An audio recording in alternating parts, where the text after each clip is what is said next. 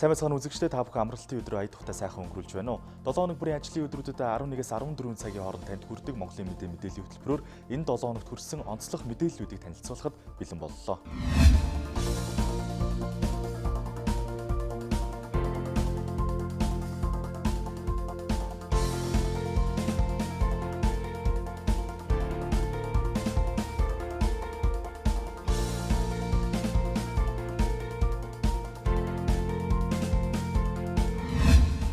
Эхлээд даваа гарагт болсон онцлог үйл явдлын мэдээлүүдээс үзэгч та бүхэндээ хүргэе. Бүгд найрамдах Солонгос улсад 2018 оны байдлаар Монгол улсын 46,000 гаруй иргэн оршин суудаг гэсэн албан бус тоо байдгийн байна. За энэ тоо өсөн нэмэгдэхийн хэрээр монголчууд Солонгост гэмт хэрэгт холбогдох тохиолдлууд нэмэгдэх болсон байна. За иргэд ихэвчлэн согтуу үедээ гэмт хэрэгт холбогдож байгааг манай сурвалжлагч Ижил бол дараах мэдээлэлээр дамжуулан бид бүхэнд мэдээллийг хүргэлээ. Бүгд найрамдах Солонгос улсад манай улсын иргэд хамгийн ихээр ажиллаж амьдардаг. Цагаачлалын албаны гаргасан мэдээгээр 2018 оны 12 дугаар сард манай улсын иргэд 46,243 иргэн төр болон удаан хугацаагаар орсон сууж байгаа гэсэн мэдээлэл байна. Жил ирэх тусам бүгд найрамдах Солонгос улсыг зорих манай иргэдийн тоо нэмэгцээр нь 2016 онд 35,206 иргэн орсон сууж байсан бол 2018 онд 46,243 иргэн болтлоо энэ тоо өссөн байна. Үүнийг дагаад хууль бусаар орсон сууж байгаа иргэдийн тоочд нэмэгцээр нь за бүгд найрамдах Солонгос улсад сууж байгаа манай иргэдийн 33.1% буюу 15,286 иргэн хууль бусаар орсон сууж байна. Энэхүү манай улсын иргэдийн тоо жил ирэх тусам нэмэгдэж байгаа юм. Иргэдийн тоо нэмэгдсээр гэмт хэрэг үзүүлэлт бол буурахгүй байсаар байгаамаа. Гэмт хэрэг үйлдсэн ихэнх хэрэгүүд иргэд согтуугаар үйлдсэн гэмт хэрэг эзэлж байгаамаа. Монголчуудын Солонгост оршин сууж байгаа иргэдийн тоо нэмэгдэхийн хэрээр бас чих халууцуулсан хэрэг явдлууд мэдээллийн хэрэгслээр их цацагдж байгаа. Тэгээ ямар ч байсан ажиглаад байхад согтууруулах хундаатай холбоотой гэмтэргүүд одоо төрөл нь ямар ч танхаа байна уу, хулгай байна уу, дээрэм байна уу, согтууруулах хундаатай холбоотой одоо архины нөлөөнөөс үүдээд хэн нэгэнтэй гар зөрүүлсэн ч юм уу, ууралсан ч юм уу, одоо архины ширээний ард бусдын нөлөөнд авч бусдын эд хөрөнгөнд халдах тохиолдол ч юм уу, нэг усандаа хүний гараар могоо бариулах ажлыг согтуу үнээр хийлгэх ч юм уу, тиймэрхүү тохиолдлууд харж исэн жоохон сэтгэл хөдлөмөр гэх юм уу, зүгээр нэг арх уусан шалтгаанаар хэрэг төвд холбогдоод саяхан гараад байгаа одоо хэрэг төвгийг хараад ах ч гэсэн эрүүл үлдэгцэн гэхээсээ илүү дандаа архтай холбоотой. Тэрнээс бол бид нар бусдаас муудаа ч юм уу, бусдаас ялгаатайдаа хэрэг төвд ороод байдаггүй юм шиг санагддаг. Тэгэхээр арх гэдэг зүйлтэй холбоотой хэрэг төв хийх гардыг байна да гэж яг орчуулгын явцад тохиолдлуудыг харахад тийм тохиолдлууд их байдаг. Ер нь бол манайх нөгөө Дундад Азийн гудамж гэдэг одоо нэртэй ийм гудамжинд одоо манай Монгол тавныхан байгаа штэ. Энийгээ дагаад энд чинь ирж байгаа хүмүүс нь ч гэсэн айгүйх байдаг. 3 сарынхан ч ирдэг. Энд одоо удцсан хүмүүс ч гэсэн янз бүрийн ажил төрөл хөдөлгөөл орж гараад явж байдаг. Тэг би ч гэсэн энд одоо 1 жил хэртээ одоо ингээд бас үйл ажиллагаа явуулаад байж байгаагийн хувьд одоо бас яг тиймэрхүү юм дээр санаа зовж явдаг юм аа. Бас адилхан монгол хүний хувьд тэгээд бас энэ гудамжийг хариуцсан одоо нэг юм эдний талын тийм одоо монголоор одоо юу гэх юм одоо тийм нөгөө үйл ажиллагаа сайн дурын тийм үйл ажиллагаа явуулдаг юм хүмүүс байдаг л та. Тэгээд тэд нэр бас надад бас санал тавьсан. Ийм нөгөө эсвэл танаа энэ элчинд ажилладаг хүмүүс ч юм уу тийм төрийн албан хаагч нар байдаг юм уу. Ингээд төрүүлээд ингээд өөртөө санаа гаргаад тийм сайн дурын тийм үйл ажиллагаа жоохон явуулвал яасан бэ? Энэ гудамжинд дэндүү их хүмүүс арх ууж гин, хонох газаргүй ч юм уу гадуур айгүй их ингээ байж гин. Энд үйл ажиллагаа явуулж байгаа энэ уугуул иргэдийн бас айгүй тийм дургуутслыг эвдүүцлийг хүргэж байна. Одоо энийг ингээд нэгэнт одоо ингээд бид нар тэмцэж ингэж зогсоовол айгүй зүгээр юм шүү гэсэн саналыг тавьсан. Надад тэр санал ч гэсэн бас айгүй айтайхан санагдсан. Одоо жишээл орой ингээд эргүүл хийгээд хүмүүсийн айл зэрэг тухтай тийм тавыг алдагдуулж байгаа үйл ажиллагаа тийм буруу одоо арх уунаа гэдэг чинь гэмт хэрэг гарах хамгийн анхны л нөгөө шат болоод байгаа шүү дээ тий. Тэгээ тэр хүмүүсээ туулж ажиллаад ядаж хилээд өнгөрөхөд юу ч хэлэхгүй хажуугаар нь өнгөрч ирснээс арай дээр юм болов гэсэн бодол ингээд өнгөрөх болгоно л надад бодогдчихэдэг юм. Тэгээ бас ингээд сонин дээр мэдээгээр бас юм хулгай гарлаа, би энтэй зодлоо, хүн аллаа гэдэг юм ингээд гарахаар бас айгуу тийм эмзэглэж явдаг л да. Бүгд найрамдах Солонгос улсад 2016 онд манай улсын 1758 иргэн гэмт хэрэгт холбогдож байсан бол 2018 оны 10 дугаар сарын байдлаар 1021 иргэн болтлоо буусан гэсэн тоо үзүүлдэг байна.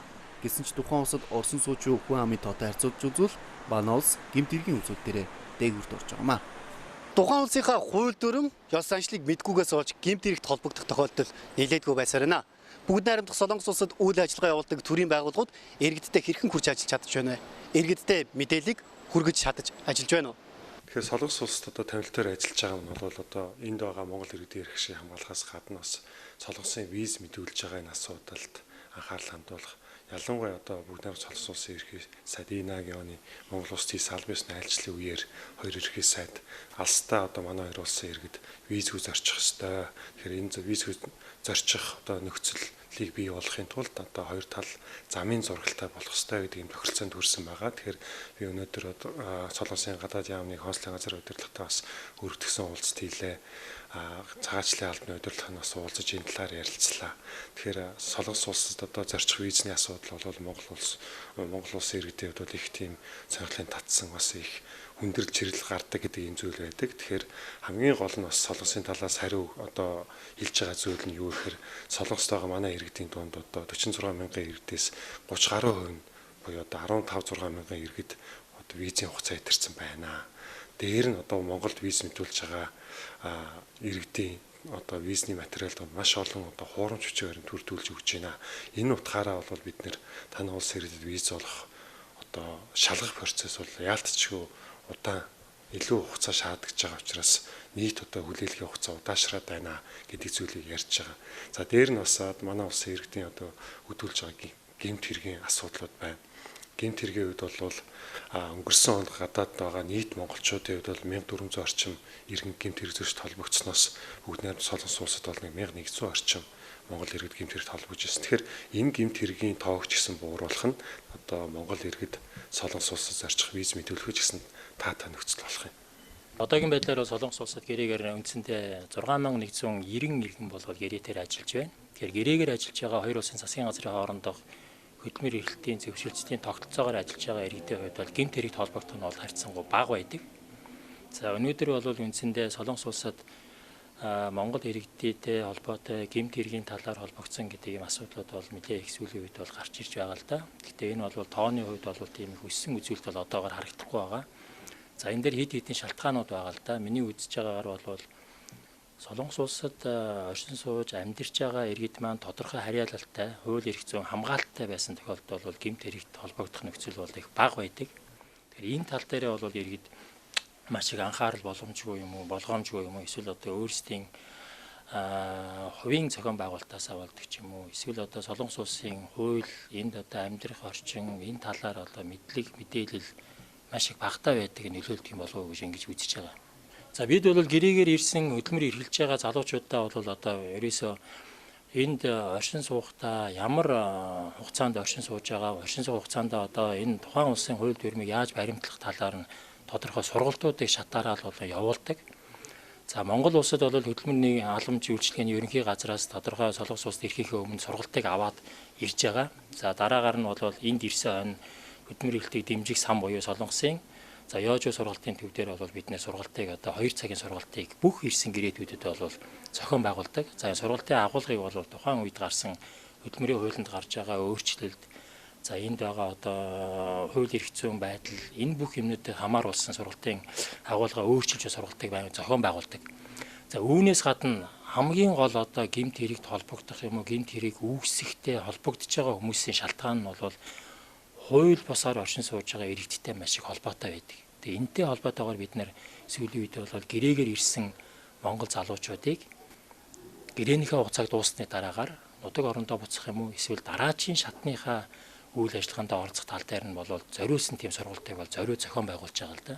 За энэ юу юм бэ гэхээр зэрэг бид нар E9 гэсэн визээр орж ирсэн манай гэрээд иргэд маань 3 жилийн хугацаа юм уу 4 жил 10 сарын хугацаагаа дуусны дараагаар тухайн орон нутагт бол одоо тэр мэрэгжлийн боловсрол эзэмсээ дээрээс нь солонгос хэлний тодорхой топикийн төвшнийг хангаад ингэсэн тохиолдолд оноо цуглуулад тэгээ E7 гэсэн одоо яг мэрэгсэн виз рүү шилжих ийм ажлыг бол бид нэр энэ зохион байгуулж байгаа. Тэгэхээр энэ дээр бол иргэдэд мэдээлгүйгээсээ болоод одоо хууль бусаар оршин суудаг ч юм уу гэмт хэрэгт холбогдох байдал их байдаг учраас энд нь хамааруулсан ийм сургалтуудыг бол бид нар удирдлагт 2 удаа энэ төв дээр зохион байгуулж байна. Гэмтэргээс өртөн сэргийлэхэд иргэд тухайн орныхоо талаар тодорхой хэмжээний мэдээлэлтэй байх шаардлага яхахгүй гарч байна.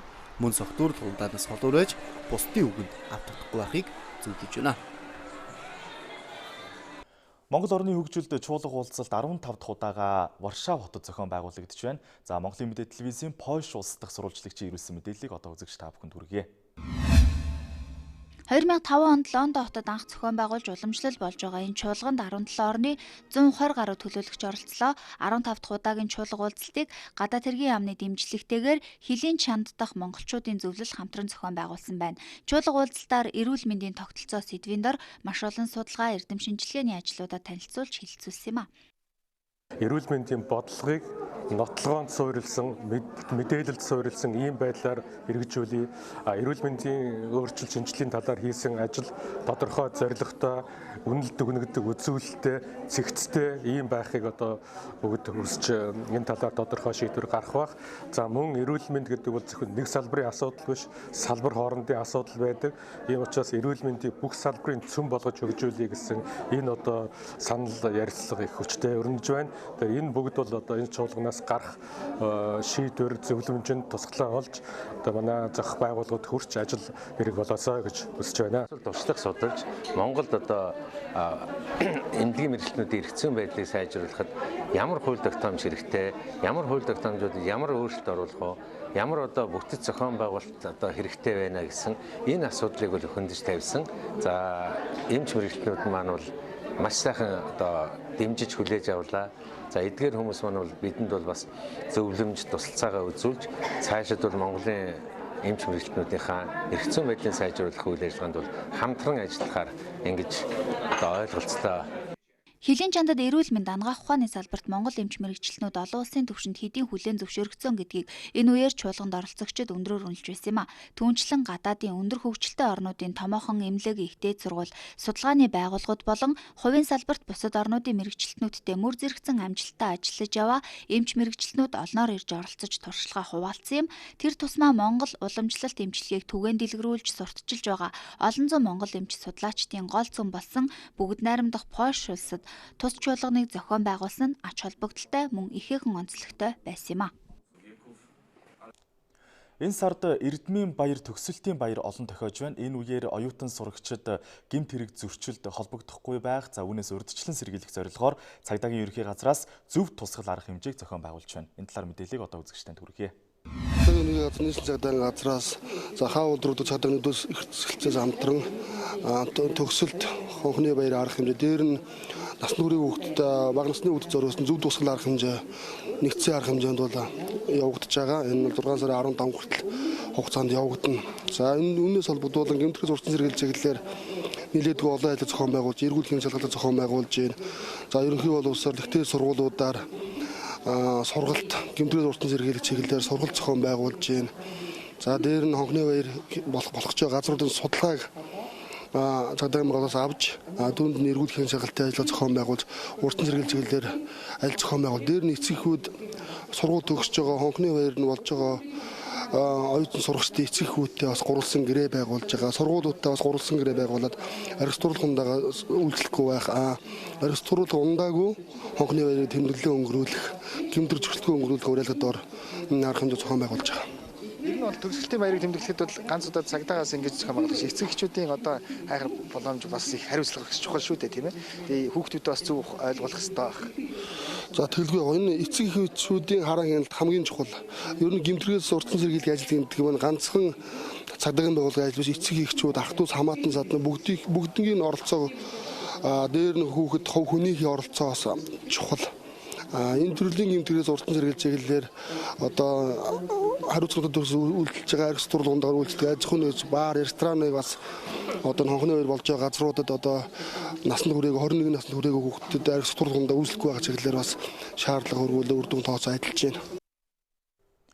Өдрийн ажил зуучлах Самуушил нэртэй олон улсын байгууллага Монгол улсад үйл ажиллагаа явуулж эхэлсэн байна. За энэ байгууллагаар дамжуулан иргэд хүссэн өдрөө ажиллаад 35 мянган төгрөгийн цалин авах боломжтой юм а. Таны харж байгаа энэ газар өглөө 6 цагаас онгойдог. Онгой мөгц өнөөдөр ажил хийх хүсэлтийн иргэд цугладаг байна. Тэд өөрсдийн хийж чадна гэсэн ажлаа сонгоод гарна. Харин оройдоо ирж цалин болох 35 мянган төгрөгийг гар дээр авах юм а. Шууд өглөө бэлдийн очоод ажилдаараа гарчдаг.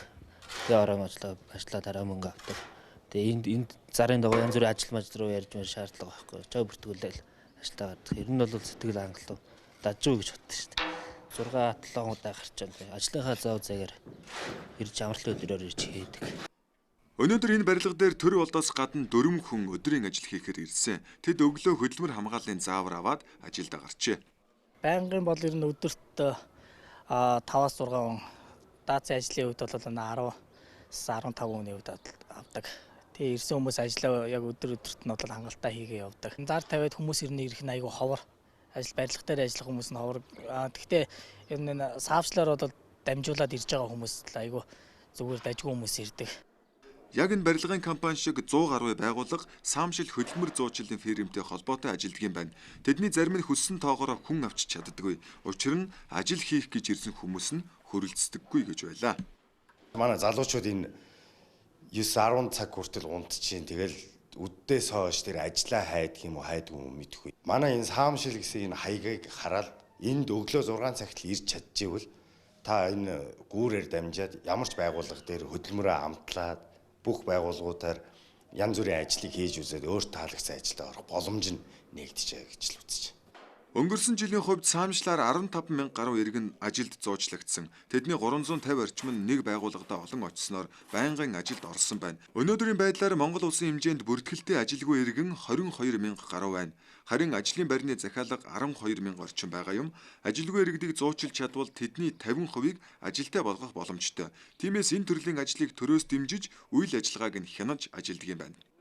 Байнгын ажил хийж чадах боломжгүй ийм ажил хайж байгаа иргэдэд бол яг чөлөө цагаараа ажлын өөрийнхөө дур сонирхлын дагуу одоо яг хүссэн үедээ ажил хийх энэ боломжийг бүрдүүлсэн ийм үйл ажиллагаа байгаа. За энийг яаж хиндэм бэ гэхээр одоо манахаас эрхээ авчгаад эрхээ аваад одоо тэгээ үйл ажиллагаа явуулж байгаа. Тэгээ тайлан мэдээгээ манай хөдөлмөрийн зах зээлийн мэдээллийн нэгдсэн системд оруулдаг. Тэр нэгдсэн мэдээллийн системээр дамжуулаад бид үйл ажиллагааг нь хяндаг байна. Өнөөдөр л гэхэд гэмтлийн имлэг, нефт, троллейбусын депо, 32-ын тойрог, кино үйлдвэр гэсэн саамжлалын 5 салбараар дамжиж 110 хүн ажиллаж байна. Дулааны улирал эхэлсэн учраас өдөр ирэх бүр ажлын тоо нэмэгддэг, харин ажиллах хүн төдийлөн нэмэгдэхгүй байгаа юм байна. Нэг өдөр ажлаа сонгож хийгээд оройд нь 35 мянган төгрөг авах боломж байхад иргэд залхуурч ажиллахгүй байна. Заримд нь энэ талын мэдээлэл дутмаг байгаа гэдгийг хэлж байлаа.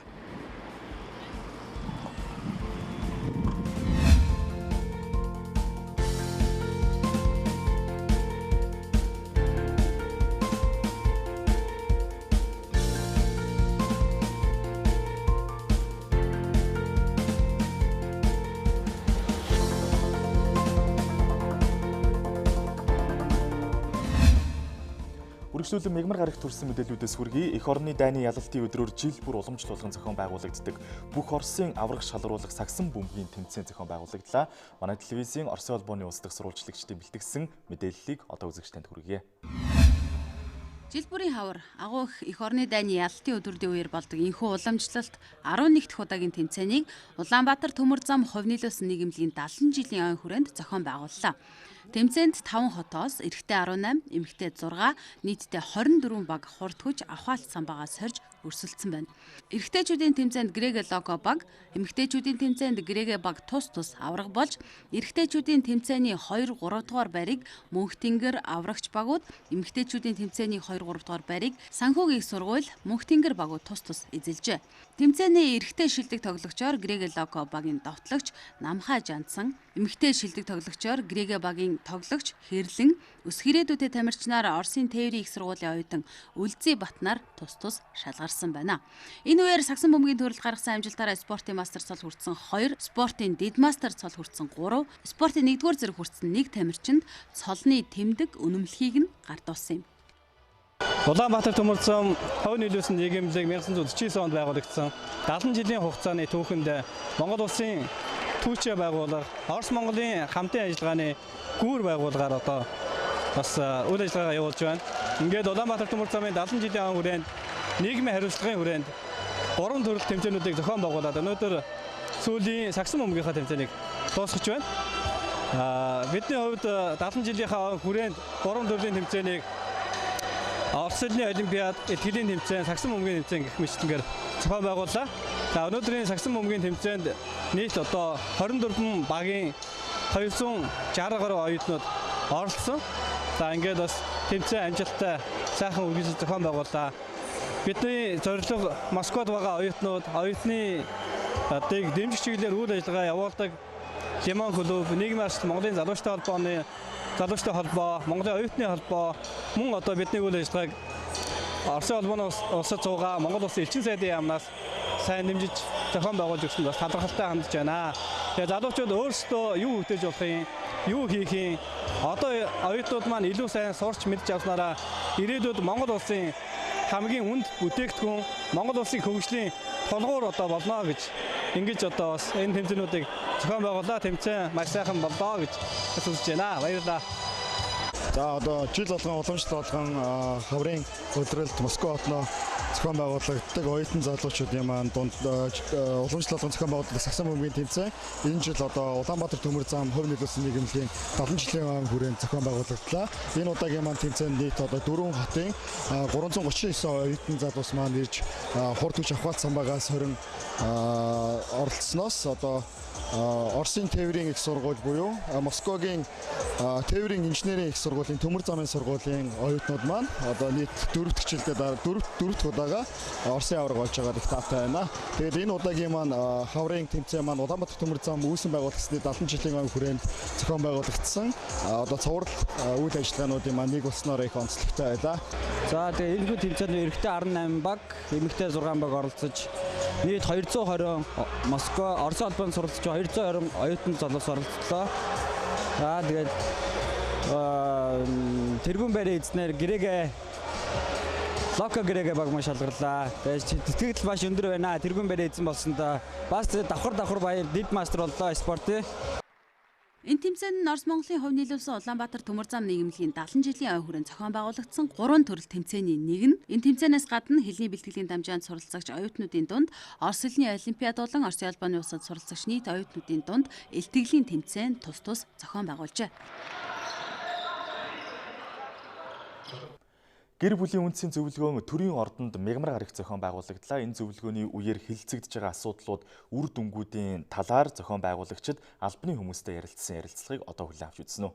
Ерөнхийлөгчийн санаачлагаар өнөөдрийн зөвлөгөөн болж байгаа. Тэгээ гэр бүл хүүхд залуучдын хөгжлийн газар, цагдаагийн ерхий газар, гэмтрэгийн сурсан сэргийлэх ажлыг зохицуулах зөвлөл, дэлхийн зүүн нүүб гэдэг энэ олон байгууллагууд хамтраад 2 сарын зүй тусгал гэдэг аяныг хөдөлгөөнийг өрнүүлж байгаа. Бид нар одоо алсын хараагаа юу гэж харлаж байгааг бол хуулиар хүлээсэн үүрэг бүхий ажлаа тусдаа хийх нөгөө төвөр хамтраад бид нар бүх асуудлын гогцыг бас хамтраад шийдвэрлэх гэдэг тал дээр ер нь сүүлийн одоо жилүүдэд манай хэдэн байгууллага дандаа хамтарч ажиллаж байгаа. Тэгээ энэ хүрээнд бол 2 сарын аяныг өрнүүлж байгаа. Энэ сарын 2 сарын аян бол үндсэн концепц, үндсэн халсын хараануудад гэрүүлтэй хүүхдэд үл хайхрах бэлбэр хүчрхийлэл өртүүлэхгүй бай, гэрүүлтэй хүүхдэд хараа нэлтаа сул байлгахгүй, гэрүүлтэй хүүхдэд хайрлах гэсэн одоо үндсэн концепцээр эцэг эхчүүд рүүгээ хандсан, эцэг эхчүүдтэй бидрийг одоо төрийн байгууллагаас хамтарч ажилласаа гэсэн ийм одоо агуулга бүхий одоо зөв тусгал хөдөлгөөн байгаа. Тэгэхээр хүүхдийн эрхийг хамгаалах хамгийн чухал хүн бол эцэг эхчүүд байдаг. Эцэг эхчүүд хүүхдийн тусгал байдаг. Эцэг эхчүүд хүүхдийн өнүүдэн дээр хүчрхийлэл үлдэж, хүүхдийн дэргэд архитан согтуурж, хүүхдийн эрхийг зөрчих юм бол хүүхэд насан туршид яг л тийм хүн болдог ийм зүйл байгаа. Тэгэхээр зөв тусгал судалгаагаар бол одоо ямар зөрчил илүү дамгаалж байна? Судалгаагаар хүүхдийн эрхийн зөрчил нь гэр бүлийн хүчрхийлэл, бэлгийн хүчрхийлэл, мэдээж хорт зуршлын энэ асуудлууд байж байгаа. Хүүхдийн дэргэд мансуурдаг, архитан согтуурдаг, мөн хорт зуршлын цахим тоглоом гэж мэдээж нэмэгдэж орно. Ийм зүйлүүд байгаа.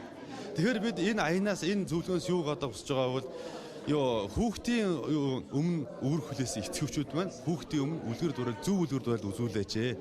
Хуулиар хүлээсэн эрх үүргээ биелүүлээч гэдэг ийм зүйлийг л одоо хүсэж байгаа. Гэр бүлийн орчинд хүүхдийг одоо эерэг аргаар көмөжүүлэх талаар их ойлголт тавлаа. Энэ нэг зүгээр юм байна. Одоо яар нь одоо хүүхдийг загнаж болохгүй. Ерөөсө хүүхдийг сурах хэрэгтэй хамгийн гол нь. Гэр бүлийн тухай хуулийн шинжилсэн найруулга өргөн баригдах төгссөн буюу 2016 онд өргөн баригдаад батлагдаагүй 19 онд шинжилсэн найруулга яригдж байгаа бас энэ үед бид нар дуу хоолойгоо хүргэх мөн шинжилсэн найруулгад үзэл бодлоо тусгах юм ач холбогдолтой гэж харж байна. За гэр бүлийн тухай хуулийн хувьд хүүхдийн одоо эрхийн тухай асуудал огт хөндөгдөөгүй байдаг. За энийг би бас миний дуу хоолой болж хүргээсэй гэж бодож байна. Хүүхэд одоо эцгэн ч юм уу ихэн ч юм уу аваад салж өнчирч хоцордог. Хүүхдийн өмч гэж асуудал байдгүй. Хүүхдийн эрх гэдэг асуудал байдаггүй байсныг шинжилсэн найруулгадаа тусгаасай. Хүүхдийн гэр бүлд шинээр төрснөөс нь эхлээд тэр өмч тэр хүүхдэд хамаардаг. Эцэг их салсан нөхцөлд хүүхдийн одоо хувьцаат өмч нь хуваарлагддаг бас байгаасай гэж би бодож авдаг юм аа. За одоо би өөрөө 3 хүүхэдтэй их хүн байгаа. Хүүхдүүд одоо их алга болж байна сүүлийн үед те. Бид нар бол тэрүүн дээр бол маш их эмзэглэж байдаг хүний хувьд. Одоо энэ хичээлдээ явах замдаа хүүхдүүд алга болох те. Энэ нь бол үнэхээр сэтгэл эмзэглүүлсэн зүйл байгаа. Бид нар хүүхдэд хамгаалахад бол их эцгийн гэр бүл маань үн цэнтэй байна гэсэн энэ зөвлөгөө бол яг цагаа олсон сайхан зөвлөгөө байна.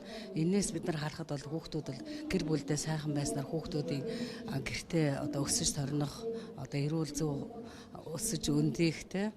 Тэгээд ямар ч байсан манай хүүхдүүд ингээ алга болохгүй гэр бүлийнхээ гишүүдээс одоо их шалтгаалж байна. Аав ээж нь хүүхдүүдтэйгээ элэг бүтэн байх, хүүхдүүдэд хаяхгүй байх, хүүхдүүд өнчөж ганцаарч хаягдж байгаа нь үнэхээр сэтгэл эмзэглүүлсэн юм байна. Өнөөдрийн ерөнхийлөгчийн сайхан ивэл дор явагдаж байгаа зөвлөгөө бол цагаа болсон сайхан зөвлөгөө байна. Энэ зөвлөгөөнд оролцсондоо маш их баяртай байна. UB Dance бүжгийн клубээс жил бүр уламжлуулгын зохион байгуулдаг UB Golden Cup 2019 бүжгийн аврах шалруулах тэмцээн 3 дахь удаага зохион байгуулагдлаа. Бүх насны ангилал зохион байгуулагдсан энэхүү тэмцээнээс манай сурвалжлах багийн бэлтгэсэн мэдээллийг одоо хүлээн авч үзнэ. 10 жилийн огоо тэмдэглэж байгаа UB Dance клуб нь нийслэлийн баян гол чиглэлтэй дөрвүүдэд үйл ажиллагаа явуулдаг төр хувийн хөвшлийн түншлэлийн хүрээнд нийслэлийн чиглэлтэй дөрвийн хүүхэд залуучууд нийт иргэдэд сингээд бүжиг бүжгийн спортыг таниулан сурталчлах мэдлэг ур чадварыг нэмэгдүүлэх ажлуудыг зохион байгуулахаар төлөвлөн тусгай хөтөлбөр боловсруулан ажиллаж байгаа юм а. UB Dance клуб нь энэ он чиглэлтэй дөрвийн бүжгийн спортын багш засгалжуулагчдын сургалт хүүхдийн спортын 6 дугаар их наадмын чиглэлтэй дөрвийн аврах шалруулах тэмцээнийг хамтран зохион байгуулад байна. 3 дахь удаага болж өнгөрсөн UB Golden Cup тэмцээн нь бүх насны ангилалд хосын болон соло гурван төрлөөр зохион байгуулагдаж аваргуудад тодорхойлсон юм а. Өнөөдрийн тэмцээн 4 хэсгээс бүрдсэн байгаа. Эхний 2 хэсэг дээр бол тамирчин хөгжүүлэх хөтөлбөрийн хосын болон соло тэмцээнээр зохион байгуулагдсан. 3-4-р хэсэг дээр бол маш сонирхолтой тэмцээнүүд буюу Монголын бүжгийн спортын холбооны зэрэглэлийн тэмцээнүүд зохион байгуулагдлаа. За хамгийн сонирхолтой хэсгүүдийн нэг бол за энэ 10 жилийн өмнө зориулсан одоо багш сурагчдын тэмцээн байлаа. Энд бол багш нар сурагчтай бүжигд нэлээд хүчтэй өрсөлдөө үзүүлж үзэгчдэд бас юм бэлэг барьсан юм тэмцээн боллоо. За UB Dance клуб маань байгуулагдаад 10 жил болсон. Энэ хугацаанд Монголын бүжгийн спортын холбооны хөгжилд бол маш өндөр хувь нэмэр оолсон юм клуб байгаа. Зөвхөн Улаанбаатар хотод бүжгийн спортын хөгжүүлээ зогсохгүй. Төв аймгийн 29 суманд, за 27 суманд бүжгийн спортын үрийг тарьж, за бид нар энэ үрийг саяхан хурааж авсан. Энэ бол Төв аймгийн аврах шалруулах тэмцээнийг за 19 сумын 48 багийн 418 тамирчдын дунд зохион байгуул амжилттай зохион байгуулсан. Тэмцээнд Улаанбаатар хот, Хөрөнгө аймаг, Өмнөговь аймаг, Төв аймаг, Дархан уул аймгийн нийт 14 клубын 400 гаруй тамирчин оролцож шилдэгүүдэд тодрууллаа. За тэмцээний нэгдсэн дүн гарахад UB Dance клуб багийн дүнгээр тэргүүлж Өмнөговь аймгийн баг тамирчид удаалсан байна. Энэ жил энх тайван найрамдлын байгууллагын 60 жилийн өв тохиож байна. Ойн хүрээнд хийгдэж байгаа ажлуудын талаар Монголын энх тайван найрамдлын байгууллагын ерөнхийлөгч уул уурхай хүнд үйлдвэрийн дэд сайд Загжавтай манай нэвтрүүлэгч Цоглоо Намжил ярилцлаа. За тав хүнд энэ өдрийн мэндийг Монголын энх тайван найрамдлын байгууллагын 60 жилийн баярын мэдтэй хамтхан дэвшүүлье. За дэлхийн ертөнц маань одоо 1980-ад оны сүүл хүртэл за хоёр ийм лагерт буюу хоёр систем хуваагдан амьдарч байсан. За 20 дугаар зууны 80-ад оны сүүлийг би ярьж байгаа шүү дээ. Тэгээд энэ үед тухайлбал дэлхийн одоо зэрэг улс төрийн нөхцөл байдал бас тийм амаргүй тийм нөхцөлд за манай орон дэлхийн 2 дугаар дайны дараагаар за энх тайван аюулгүй байдлыг чухалчилж үүний тулд найрсаг харилцаа, найрамдал хамтын ажиллагааг одоо соёл спортын хамтын ажиллагаар хөгжүүлэх ёстой байна гэсэн ийм одоо олон түвнийхээ ард иргэдийнхээ үүсгэл санаасаа тулгуурлаад тухайн үеийн одоо бүгд 8 дахь Монгол ард улс буюу одоогийн Монгол улс түүний төрийг барьж исэн Монгол ардын уусгал нам За өнөөдөр бол альва засгийн газрын болон бүтэц зохион байгуулалт хийхэд Монгол Улсын их хурл шийдэж шүү дээ. Тухайн үед бол төрийн эрх барих улс төрийн бодлого гаргах чиг үүрэг нь Монголын хувьсгал намд байсан болохоор Монголын хувьсгал намын төв хорооны улс төрийн товчоо 1958 оны сүүлээр 370 дугаар тогтоолоо гаргаж Монголын гадаад орнуудтай найрамдал ба соёлоор харилцах улсын хороог анх байгуулсан юм түүхтэй. Энэ нь бол тухайн үеийн нөхцөл байдалд цаг үе болсон тэр улс төрийн нөхцөл байдалд нийцсэн. Дээрээс нь одоо манай орны эрх үнэ зохицсон ийм одоо зөв мэрэгэн шийдвэр байсан. За тухайн үед бид нар социалист системийн орнууд дотроо зөвлөлт болгоод улс тэргүүтээ орнуудтай хэвтэ хамтран ажилладаг. За бусад орнууд нь бол нөгөө капиталист системийн орн гэдэг ийм одоо ангилд хамаардаг учраас түүнтэй бас социалист системийн орнууд дангаараа харилцаа хамтын ажиллагаагаа гадаад харилцаа дипломатын түвшинд явуулж болдгоо ийм үе байсан байнамаа. Тэгэхээр тэрийг бас хоорондоо нөгөө хамтарч ажиллаж байгаа эвслийн орнууд буюу социалист системийн түнш орнуудгаа харилцан ярьж хөөрчөөж нэлээд шат амжилттай ингэж харьцах болдог. Энэ утгаараа манад бас манай тухайн үеийн төр засгийг удирдах байсан улс төрийн намын гаргасан тэр шийдвэр зөв мэргэн 3 дахь ертөнцтэй харьцах ийм одоо үүд хаалга харилцааны гүүрийг нээсэн баг. За үүгээрээ дамжуулаад Монгол улс одоо тухайн үеийн одоо капиталист гэгжсэн зарим орнуудтай ингэж харилцаж ажилладаг. За манайхан одоо мэдж л байгаа. Зүгээр энгийн харилцааны төвшөнд ярихад Японы Сокогаха гэж ийм хамтын ажиллагааны байгууллага байдаг. За манай Монгол улсын их сургууль тэр Сокогийн их сургуультай хамтарч ажилладаг. За манай Монгол улсын их сургуульд Сокогийн их сургууль хоёрын гэрээгээр оюутнууд харилцан суралцдаг гэдэг ингэж ярьдаг шүү дээ. Тэгэхээр тэр Сокогийн Японы тэр олон улсын хамтын ажиллагааны байгууллагын төлөөлөгчд анх одоо инх тайван найрлалын урилгаар иржсэн жишээтэйгээд ярил олон юм байгаа.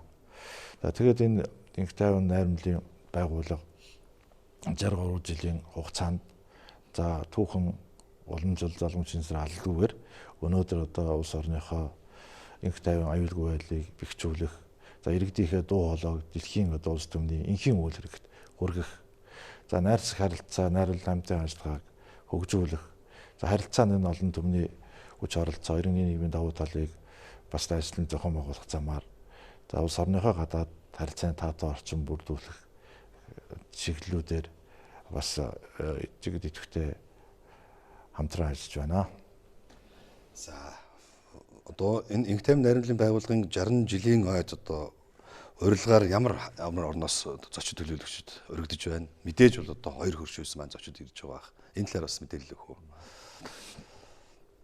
Ер нь бол Монголын инх тайван найрамдлын байгууллагын 60 жилийн арга хэмжээ өргөн дэлгэр болж байна. За энэ арга хэмжээнд бол гадны дотны олон зочид ирж байгаа. Тэр дотроос би онцолж за Оросын холбооны улсын олон улсын хамтын ажиллагааны нийгэмлэгийн дарга Оросын холбооны улсын холбооны зөвлөлийн гишүүн Калашников тэргүүтээ төлөөлөгчд за бүгд найрамдах хятад улсын соёлыг дэлгэрүүлэх нийгэмлэгийн дарга Банши тэргүүтээ төлөөлсгээд хүмүүсийг бол нэр цогж аримаар байна.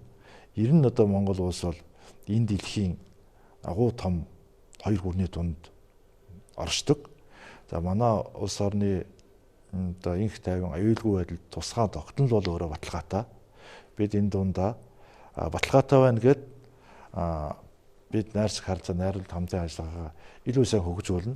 Дээр нь бас зөвхөн найрсаг харилцааг хөгжүүлнэ гэж зогсохгүй үндэсний аюулгүй байдлаа бэхжүүлэх. Тухайлбал аюулгүй байдлын албаа маш сайн болгох, хүчтэй болгох. Дээрээс нь эх орон өөрийгөө батлан хамгаалах хүчээ бас бэхжүүлэх ёстой.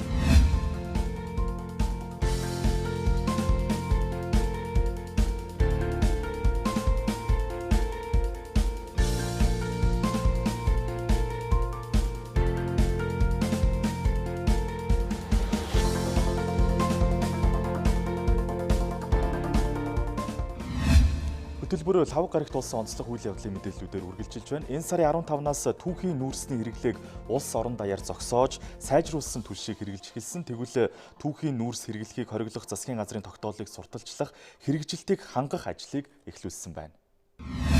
Цэцэрлэг толоор Улаанбаатарын 6 дөрөвт түүхийн нүүрс оруулж ирэхийг хориглох өнөөдөр зүйл хэрэгжиж байгаа. Тэгэхээр энэ арга хэмжээтэй бол өнөөдрийн турш нийслэл Улаанбаатар хотод иргэдэд энэ түүхийн нүүрсийг төлөхгүй байх асуудал дээр бол мэдлэг мэдээлэл олох арга хэмжээ бол зохион байгуулж байна. За эрүүл мэндийн яамд бол нийслэлийн агаарын хөрөлт зам мэрэгчлийн газар, эрүүл мэндийн яам, агаарын хөрөлтийг болгох ажлын хэсэг албаныхан бол өнөөдрийн хөвлийн багварал хийж байгаа. Тэгэхээр энэ хөвлийн багварал дээр болсон хүмүүсийн хувьд бол иргэдэд яг энэ түүхийн нүүрсийг зогсоох чиглэлийн энэ нөлөөллийн арга хэмжээг бол зохион байгуулах юм. Тэгэхээр хэрэг энэ түүхийн нүүрс тулсан тохиолдолд ямар арга хэмжээ авахын хяналтыг өөр нэрхий яаж зохион байгуулах ингээд хэлбэрүүд өрөнгөө мэдээлэл үзэгч таавын дэвэд өдрийн 3 цагийн шууд хэлбэрөөр хүрэх болно. Түүхийн нүүрсний хэрэглэнээс амьдралынхаа хүн амьдралынхаа насны хугацаанаас 2.5-аас 3.5 насыг алдаж байгаа талаар тус мэдээлэгдсэн ийм судалгааны баримт байна. За ингээд засгийн газрын тогтоол хэрэгжүүлэхтэй холбогдуулан түүхийн нүүрсний эрүүл мэндэд үзүүлэх хор уршигын талаар олон нийтэд мэдээлэл өгч энэ үйл ажиллагаанд иргэд олон нийтийн оролцоог идэвхжүүлэх зорилгоор бид өнөөдөр түүхийн нүүрсний хор уршигыг иргэдэд таниулах өдөрлөгийг зохион байгуулж байна.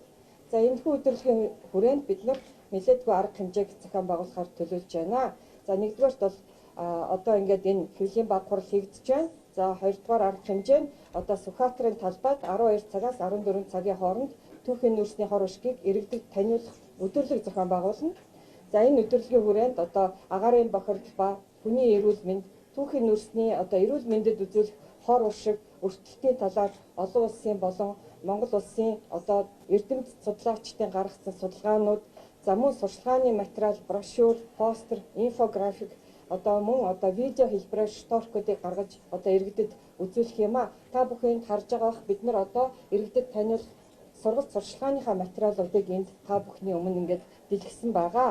За мөн агаарын бохирдлыг бууруулах, түш хэрэглэж хэвших талаар сурчлага, за мөн зөв галлах аргачлалыг иргэдэд зааж өгөх ийм мэдээллийг бас өгнө. За мөн боловсруулсан түш түлэх зуухны төрөл, сонголт, хэрэглээний зөв дадлын талаар мэдээлэл өгөх юм а.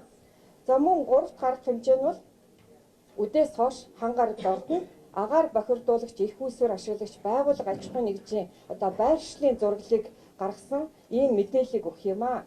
За тэгэхээр та бүхэнд түүхийн нүүрсний хор уршигыг иргэдэд таниулах өдөрлөгийн үйл ажиллагаанд идэвхтэй оролцохыг уриалж байна. Хүүхдийн хөгжилд эцэг эхийн оролцоог сайжруулах шаардлагатай гэж мэрэгжилтнүүд үзэж байна.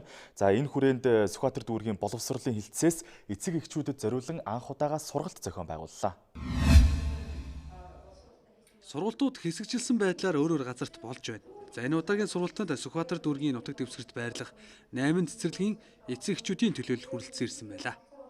Аяны өрөөнд манай Сүхбаатар дүүргийн боловсролын хилцээс дүүргийн засаг даргад хамаа газраас хамтран нэгдүгээр ангид элсэгч хүүхдүүдтэй эцэг эхчүүд зориулсан сургалтыг бол анх удаа зохион байгуулж байгаа. За энэ хичээлийн жилд бол манад төрийн өмчөг 31 цэцэрлэгийн 2819 хүүхэд бол цэцэрлэгийн бэлтгэл үлгийг төгсөж нэгдүгээр ангид элсэх бэлэн байдлаар хангаад байж байгаа. За хамгийн нэгдүгürt бид нар бол эцэг эхчүүдэд юуг зөвлөж байна гэхээр хүүхдээ бол сургуульд орох цүнхийн бэлдэх, за хичээлийн хэрэглэл юмыг бэлтгэхээсээ илүү хүүхдтэйгээ хамтарч ажиллах, хүүхдтэйгээ хамт суралцах, за хүүхдтэй ном унших, аль болохоор хүүхдтэй цагийг хамт өнгөрөөгөөч гэдэг зөвлөмжийг бол бид нар энэ сургалтаараа хөрвүүлж байгаа. Хүүхдийг сургууль бэлтгэн гэхээр эцэгчүүд бид нар ерөөсөө ерөнхий ойлголттой байдаг. За нэг хувцсыг бэлдээд ч юм уу эсвэл нэг хичээлийн хэрэглийг бэлтчих төдийгөр ойлгоод байдаг бол тэрний цаана хүүхдийг сэтгэл зүйн хувьд бэлтгэн гэдэг маш чухал асуудал байдаг. Хүүхэд нөгөө цэцэрлэгийн орчноос сургуулийн орчинд тасн цогцох хугацаа. Тэр хугацаан дээр эцэг эхчүүд хүүхдтэйгээ ажиллах арга зүйгээ маш сайн төлөвлөж хүүхдэд цагийг гаргаж ажиллахгүй улмаас хүүхэд цаашдаа суралцах хүсэл эрмэлзэл сонирхол нь ингээ хуураад ирдэг. Тийм учраас эцэг эхчүүд хүүхдтэйгээ аль болох тулж ажиллах, одоо жишээ нь тоглоом, хүлгэрээр дамжуулах, за тэгээд дэвтэртэй ажиллах арга зүй гэл ингээд сургуулийн багшид одоо хүүхдээ хэрхэн яаж тасахгүй гэд ингээд олон төрлийн арга зүйг өнөөдрийн сургалтаараа бид нэр өгч байгаа гэж бодож байна. Би одоо юу ойлгосон бэ гэхээр адаглаад бид нэр өдөрт нэг 30 минутыг хүүхдтэй тэр чанартай 30 минутыг одоо хүүхдэд ойлгох хэрэгтэй юм байна гэдгийг аягүй сайн ойлгож авлаа. 30 минутанда бол одоо хүүхдийнхаа дуртай тоглоом, миний хүүхд юу хүсэж байна уу? Тэр хүсэж байгаа зүйлийг би хүүхдтэйгээ цуг тэр 30 минут хийх хэрэгтэй юм байна гэж мэдэж авсан. Сургалтанд идэвхтэй хамрагдаж байгаа эцэг эхчүүд хүүхэддээ цаг зав гаргахгүй хэрхэн цааргалдаг. За хүүхдийн хүсэл сонирхлыг ойлгодоггүй гэх мэт за төдийлөн анзаардаггүй олон зүйлсээ мэдэж авсан гэдгээ хэлж байсан юм а. Монгол Улсын ерөнхийлөгчийн зарилгаар жил бүрийн 5-10 дугаар сард бүх нийтээр мод тарих өдрийг тэмдэглэн өнгөрүүлж эхэлсэн. За тэгвэл өнгөрсөн 10 жилийн хугацаанд Төв аймгийн хэмжээнд нийтдээ 180 гаруй мянган модыг тарьж ургуулсан байна. Мод тарих зарлиг гарснаас хойш буюу 2010-аас 2018 оны хооронд 10 удаагийн бүх нийтээр мод тарих өдрийг зохион байгуулж нийт 20 мянга гаруй иргэд мянган аж ахуй нэгж байгууллагууд оролцож 180 гаруй мянган мод тарьсан байна. Тарьсан моддоос амьдралын хувь нь 70% төржээ. Онцлог нь бол мод тарьсныхаа дараах арчилтыг байгууллага бүрт нь хариуцуулаад тэр байгууллага нь өөрсдийнхөө тарьсан талбайг нь хэмжээд өгсөн байгаа тарьсан модоо арчлаад услаад явна. Дээр нь бид бас хамтран байгууллагуудаа хяналт тавьж дээр нь тухайн байгууллагуудаа холбогдож одоо танаа мод ийм төрлийн арчилгаа хийвэл илүү ургахан байна. Энэ төрлийн арчилгаа хийж ингэж услуул болох нь байна гэдэг зөвлөмжүүдийг бас өгж ингэж ажиллаж байгаамаа. Тэгээд бас энэ дэшрэн биш дэлгэмдүүлээд хэлэхэд бол манай аймгийн төвийн албаа хаагчид байгууллагууд иргэд бол энэ жилийн арга хэмжээнд бас их ач холбогдол өгж аймгийн удирдлагууд маань бас их ач холбогдол өгж ингэж бидний үйл ажиллагааг дэмжиж оролцож байна. Энэ ажил маань бас амжилттай сайхан эхэлж байна. Тэгээд сумдуудад бол өнөөдөр бас нэгэн зэрэг эхэлж байгаа. Бид цаашдын бас мэдээллүүдийг нэгтгэж аавн суманд одоо аймгийн хэмжээнд хэдэн мод таригдав. Өнгөрсөн жилүүдэд нэг 180 мянга орчим мод энэ төр таригдсан тоо мэдээнүүд нэгтгэгдээд байгаль орчин ээлж үүслийн яам төрийн захиргааны төв байгууллагуудад хүргэгдсэн байдаг. Одоо бид бас урдныхаа жилүүдийн тарьсан модны тоог нэмэгдүүлж бас илүү олон мод тарьж ургуулах юм зорилт тавиад ажиллаж байна. Тэгээд энэ жилийнх илүү олон болчих واخ гэж ингэж найдаж байна. Нөгөө улсын хэмжээгээр мод тарьдаг өдөр мод тарьж ингэж яагаад би их баяртай байна. Шавнар минь ирээд одоо ингээд энэ мод минь сайхан уургана үз.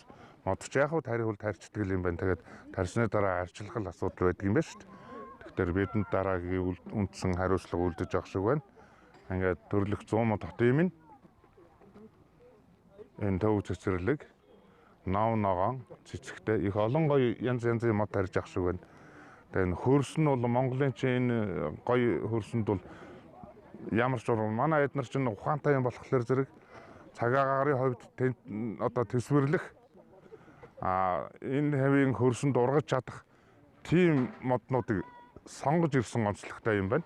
Тэгээ сайхан ургах бах энэ ажил сайхан бүтээсэй билээ гэж ингэж бодож байна. Тиймээс бүх нийтээр мод, бут, сөг, цэцэг тарих, цаашдаа арчлан хамгаалах түүнийгэн амьдралын хэв маяг болгон хэвшүүлэн сурсалж ажиллахыг аймаг орон нутгийн удирдлагуудаас албан байгууллага бүрт үүрэг болгосон байна. Үүний үр дүнд албан хаагчид тарьсан модоо 3 сарын хугацаанд эргэж арчлан ургуул гарах хэмжээг авна гэдгийг онцоллоо. Арчилгааны үр дүнд тарьсан суулгацын ургалт хэд дахин нэмэгдэнэ гэдгийг мэргэжилтнүүд онцолж байна. Монголын мэдээ телевизийн Төв аймаг дахь сурвалжлагч Саран Чимгийн бэлтгэсэн дараагийн мэдээллийг үзэгчид та бүхэндээ хүргэе. За, налаахын замд засвар шинжилгээ ажил хийгдэж байгаа. За, үүнээс шалтгаалж Төв аймгийн автозамын ачаалал 5 дахин нэмэгдсэн байна. Автозамын ачаалал нэмэгдснээр замын эвдрэл ихээхэн үүсэж байгааг албаныхаа онцоллоо. За, одоогоор засварын ажил хийгдэж байгаа ч жолооч нарыг замын хөдөлгөөнд анхаарал болгоомжтой оролцохыг сануулж байна. Хэвийн үед бол уг замаар бол өдөрт 500-аас 2000 тээврийн хэрэгсэл явдаг байсан бол энэ ачаалал ихснээс 10 гаруй мянган тээврийн хэрэгсэл өдөртөө бол зорчиж одоо замын ачаалал бол одоо бас нэлээдгүй нэмэгдээд байна. За энэ дээр бол аль багш хүн хүч аль багшийн хүн хүчийг зохицуулан бол ажиллаж байна. За одоо сая бол одоо хөл гэсэлтийн үе байлаа. Нэлээдгүй уг замын ачаал нэмэгдсэн, бас ачаа тээврийн асуудал нэмэгдсэн. Энэтэй холбогдуулаад бол хэд хэдэн газар бол зам бол эвдэрсэн. За тухайн бүрд нь бол холбогдох аз цагийн байгууллагуудаар бол засаж янзлуулж одоо хэвийн байдал оруулж одоо ингээ явж байна. 24 цагийн хугацаанд бол за судалгаагаар авч үзэхэд нийт бол энэ усан чанартай атуучлалт А25 дахь энэ авто замд маань бол за 501-ээс 2000 тээврийн хэрэгсэл одоо явах норм стандарттай. За одоогийн байдлаар бол 10 гаруй мянган одоо хоногийн хугацаанд бол тээврийн хэрэгсэл ингэж дайраа өнгөрч байна. За үүнтэй бас холбоотойгоор энэ замын эвдрэл гэмтэл бас нэлээдгүй гарч байна. Иймд одоо жолооч нар маань бас за өнөөдөр явсан зам маргааш ихэд одоо өөр болж читэй байгаад байна. Мэдээж энэ холбогдох одоо байгууллагууд бол энэ засвар арчилгаа одоо үйлчлэгээний одоо ажлуудыг тодорхой хэмжээнд зохион байгуулж ингэж ажиллаж байгаа. За иймд одоо жолооч нар маань бас энэ зам харгуу бас ийм замын хөдөлгөөн одоо ихссэн учраас өөрсдөө энэ хөдөлгөөнийхөө одоо хурдыг зөв зохистой ингэж тааруулж хэрэглэж замын хөдөлгөөнд оролцох шаардлагатай. Замын ачаалал нэмэгдэхийн хэрээр мөн зам тээврийн осол зөрчлийн дуудлага 2 дахин нэмэгдэх хандлагатай болжээ. Тухайлбал уг зам дээр өдөртөө 1-2 зам тээврийн дуудлага мэдээлэл бүртгэгддэг бол замын ачаалал нэмэгдснээр өдөртөө 5-6 зам тээврийн ослын дуудлага бүртгэгдэх болжээ. Тиймээс ард иргэдийг замын хөдөлгөөний дүрмээ баримталж хөдөлгөөнд оролцохыг Төв аймгийн цагдаагийн газрын замын цагдаагийн тасгаас анхааруулж байна. Их Хурсын баяраар Европ дахь эмэгтэйчүүдийн 8 дахь удаагийн чуулган зохион байгуулагдах гэж байна. Энэ чуулганы талаар Даян дэлхийн Монгол эмэгтэйчүүд хамтдаа төрийн бус байгууллагын тэргүүн энх жаргалтай манай нэвтрүүлэгч Цовоо ярилцлаа. За таны асуултанд бол хариулахын өмнө бол энэ олон улсын эмэгтэйчүүдийн байгууллагынхаа тухай товч танилцуулъя гэж бодож байна. Социнтерний олон улсын эмэгтэйчүүдийн байгууллагада 100 гаруй жилийн түүхтэй үйл ажиллагаагаа явуулж байгаа. Нэгдсэн үндэсний байгууллага зөвлөх хэрэгтэй. Зүүнний болон төвийг сахисан үзэлтэй социалист намуудын эмэгтэйчүүдийн байгууллагуудын ийм нэгдэл байгаа. За бидний одоо гол зорилго бол эмэгтэйчүүдийн тэгш эрхийг хангах, эмэгтэйчүүдийн эрхийг одоо хамгаалахын тулд төр, хувийн хэвшил, олон улсын эмэгтэйчүүдийн байгууллага хамтарч юу хийж болох вэ гэдэг санал санаачлагуудыг нэгдсэн үндэсний байгууллага дээр тавьж хэрэгжүүлэх ажлыг хийдэг. За та бүхэн бол одоо санаж байгаа 2030 онд доктортой хөгжлийг бий болох дэлхийн нийтийн ийм зорилтууд гарсан байгаа. Тэр 17 зорилтын 3 нь эмэгтэйчүүд ялангуяа нийгмийнхаа ядуурлыг арилгах нь, дээр нь хүчирхийллийг устгах нь, за дээр нь эмэгтэйчүүд, эрэгтэйчүүдийн тэгш байдлыг хангана гэсэн ийм одоо зорилт тавьсан байгаа. Тэгээ энэ 3 зорилтыг манай социнтерний олон улсын эмэгтэйчүүдийн байгууллага бол уриалга болгож нэлээд одоо дэмжлэг гаргаж ажилласны үр дүнд бол энэ зорилт бол орчод байгаа. За өнөөдөр бол улс орнууд энэ 3 нийтдээ 17 зорилт байгаа. За 17 зорилтынхаа 3-ыг одоо бидний энэ оруулсан энэ 3 зорилтыг хэрэгжүүлэхийн тулд юу хийх вэ гэдгийг бол дистратай төлөвлөгөө зорилттой болгоод ажиллаж байгаа. Тэрч байтугай бол энэ доктортой хөгжлийг одоо бий болгодог хөгжлийн эдийн засгчдыг улс орон даяар одоо бэлдэж байгаа. Энэ ажил болвол эргээд бол Монгол улсад ялангуяа ядуурлагын хүчирхийлэлгүй тэгш шудраг нийгэм болоход одоо хувь нэмрээ оруулж байгаа ийм л ажил үлс байгаад байгаа. Өөрийн чинь санаачилсан маш олон ажлууд байгаа гэж хэлсэн тийм ээ, энэ олон улсын байгууллагад. Тэгэхээр энэ ажлуудаас бас. За гол нь бол өнөөдөр хөдөө орон нутаг төв суурин газрын одоо хүмүүсийн амжиргааны түвшний ялгаа бол их байна. За баян ядуугийн бас ялгаа бол улам ихтэй байна. Тэгэхээр бид нар энэ ялгааг бууруулахын тулд яаж ажиллах вэ гэдэг ийм санаачлагыг бол ярьсан. За өнгөрсөн жил нэгдсэн үндэсний байгууллага дээр хийсэн хуралдаан дээр хөдөө аслагдсан орон нутагт байгаа эмэгтэйчүүдтэй яаж ажиллах юм бэ? Тэднийг ядуурлаас хүчирхийллээс яаж хамгаалах юм? Тэдний тэгшэрхийг яаж хамгаалах вэ гэдэг ийм асуудлыг өргөн хүрээнд бол ярьсан. За Европын орнууд бол нэлийн хөгжлийн өндөр түвшинд хүрсэн. Бараг хүн болгоно бол гар утастай интернет, мобайл болон блокчейн гэд олон мэдээллийн технологийн аргыг хэрэглээд эмэгтэйчүүдтэй хүрч одоо ажиллаж ялангуяа тэдний тэр боловсролыг дээшлүүлэх мэдээллийн технологи ашиглаж байгаа юм байна. Гэтэл бол одоо Монгол одоо ингээд хаваад үсэх юм бол бас манай хүн ам 3 сая хүн амтай мөртлөө бараг 4 сая гар утас зарагдсан, борлуулагдсан ийм хүмүүсийн эзэмшилд одоо байгаад байгаа. Нэг хүн 2 уцтай гэдээс болоод одоо 1-2 гар уцтай. Тэгэхээр бид нар бол Африкийн орны эмэгтэйчүүдийг бодвол хамаагүй тэр үзүүлэлтээр илүү. Тэгээд хурц ажиллах одоо боломж нь бас бий болцсон. Монгол улс даяараа мэдээллийн энэ одоо шугам сүлжээг бий болгоход засгийн газар нэлээд их хөрөнгө оруулж байгаа. Гэтэл одоо Африкийн орны эмэгтэйчүүд ямар асуудал ярьж байгааг бол өнөөдөр бид нар тоггүй цахилгаангүй байхад юун гар утсан, юун одоо мэдээллийн технологи вэ гэсэн ийм асуудлууд бас яригдчихсэн. Тэгээд тэр хуралдаан дээр Африкийн эмэгтэйчүүдийн хувьд нарны гэрлэлээр нөгөө батарейгаа цэнэглждэг ийм гар утсуудыг одоо нэвтрүүлэх асуудлыг бас ярилцаж дэлхийн түвшинд бид нар одоо төв твүүдийн энэ ялгаагч бас арилгах ийм сонирхолтой илтгэлүүдийг яриад тэгээ эх жилийнхэн жил бүрийн 3 сард болдог эмэгтэйчүүдийн аж байдлын комиссийн хуралдаан дээр бид нар энэ мэдээллийн технологид улс орнуудыг илүү түлхүү хөрөнгө оруулалтаа хийж эмэгтэйчүүдийнхаа төлөө хүмүүсийнхаа сайн сайхны төлөө илүү хөрөнгө оруулж тэднийг мэдлэгжүүлэх ялангуяа бол боловсралтай болгох санхүүгийн мэдлэгтэй болгох чиглэлээр ядуурлаас гарахад нь туслая гэсэн юм уриалга гаргасан байна. Тэгэхээр бас Мартин амны үеэр манай их жаргал нэг ажил зохион байгуулсан. За банк санхүүгийн одоо байгууллагын эмэгтэйчүүдийн анх дахь чуулга уулзалт гэдгийг зохион байгуулсан тийм ээ. Энэ тухайгаас дэлгэрүүлж ярих уу? Одоо энэ жил бол банк үүсгэн байгуулагдсан 95 жилийн ой тохиож байгаа. Мөн үнэт цаас одоо санхүүгийн зах зээлийг удирдах, хянж, зохицуулдаг байгууллагын 25 жилийн ой болж байгаа. Өнөөдөр Монгол улсад 15 мянган банкны ажилтнууд байгаагийн 60-70-80% нь эмэгтэйчүүд байна. Мөн түнчлэн банк ус санхүүгийн байгууллагын 2 мянган байгууллагын дийлэнх нь бас эмэгтэйчүүд байгаа. 80 гаруй мянган одоо аж ахуйн нэгж үйл ажиллагаа явуултын дийлэх одоо санхүүгийн ажилтнууд нь эмэгтэйчүүд байгаа. Ер нь их газар эмэгтэйчүүд болсон. Тэгэхээр бид нар бол бүгдөө чуулж төрийн ордонд санхүү банкны эмэгтэйчүүдийн анх дахь чуулганыг хийсэн, хэд хэдэн зорилтуудыг тавьсан байгаа. За санхүү банкны эмэгтэйчүүд эдийн засгийн одоо мэдлэг чадвартай энэ мэдлэг чадвараа тэр алслагдсан хөдөө орон нутагт байгаа өргөх толгойлсон. За дээр нь бол жижиг дунд бизнес макро гэдэг одоо бичил бизнес эрхэлдэг эмэгтэйчүүдтэй хүрч ажиллая. Тэд нартэй яаж одоо өөрийнхөө төсвийг хийх юм, санхүүгийн үйлчилгээг яаж хямдхан шуурхаа авч чадах уу? Тэгээд бизнес төлөвлөгөөгөө хийж аль банкнаас хамгийн хямд бага үнэтэй урт хугацаатай зээлийг авч чадах уу гэдэг ийм сургалтуудыг хий. Өөрөөр хэлбэл эмэгтэйчүүдийг эдийн засгийн хувьд хүчрхэг болгохын тулд санхүүгийн мэдлэгийг түгээх ажлыг эдийн засгийн анхан шатны мэдлэг олгож штэ тийм ээ. Хамтарч санхүү банкныхаа эмэгтэйчүүдийн хүчээр энэ санхүүгийн байгууллагуудтай хамтарч хий гэдэг ийм уриалга гаргасан байна.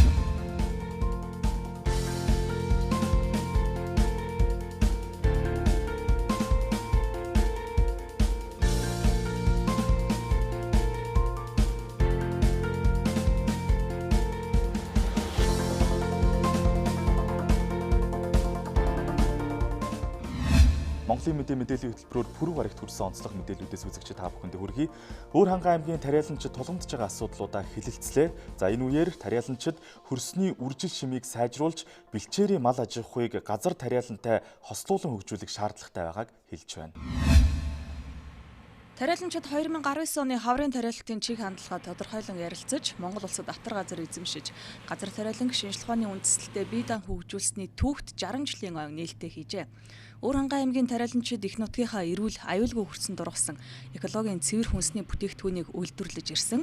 Газар тариалан хөгжүүлэхэд шин технологи, тоног төхөөрөмжийг ашиглах нь чухал гэдэж хөрсний үржил шимийг сайжруулж, бэлчээрийн мал аж ахуйтай газар тариалан хослуулан хөгжүүлэх нь чухал гэдгийг онцолж байлаа. Ер нь бол мал өсч байгаа ашигсан бэлчээрийн даацаас өвлөмж байгаа. Нөгөө талаа тариалан ирэхээр малчин хооронд, малчин тариалан хооронд асуудал үүсдэг. Тэгэхээр газар тариалангийн бүс нутгаа дагсан, эрчимсэн аж ахуйг хослуулах ийм зорилт үзүүлэлт хэрэгжүүлж байгаа. Харин одоо дагсан тэнд одоо малыг эрчимжүүлэх, доктортой байх, за өвлийн үйлдэл ганцхан амар биш, бусад үйлрэлд нийлүүлэх ийм хэрэгцээ шаардлага байгаа. За мэдээ малаа чанаржуулахтай холбоотой тоогийн цөөрүүлээ нэг нэг самаас ашиг мал гэдэг юм нөгөө газар тариалангийн үйлдэл тэжээлийн ургамлаас шалтгаалсан тэрийг эрчимтэй тариалан бордох шаардлагатай байгаа. Ахмад дунд залуу үеийн тариаланчдаас гадна сумын удирдлагууд оролцсон зөвлөгөөнд орон нутгад тарьж болох үр ашгаа өгөх жимс хүнсний ногоо, малын тижэл үр тариаг тариалахад тулгамдж байгаа хүндрэлүүдийг ярилцсанаас гадна ололттой шин санаануудыг дэвшүүлж байлаа.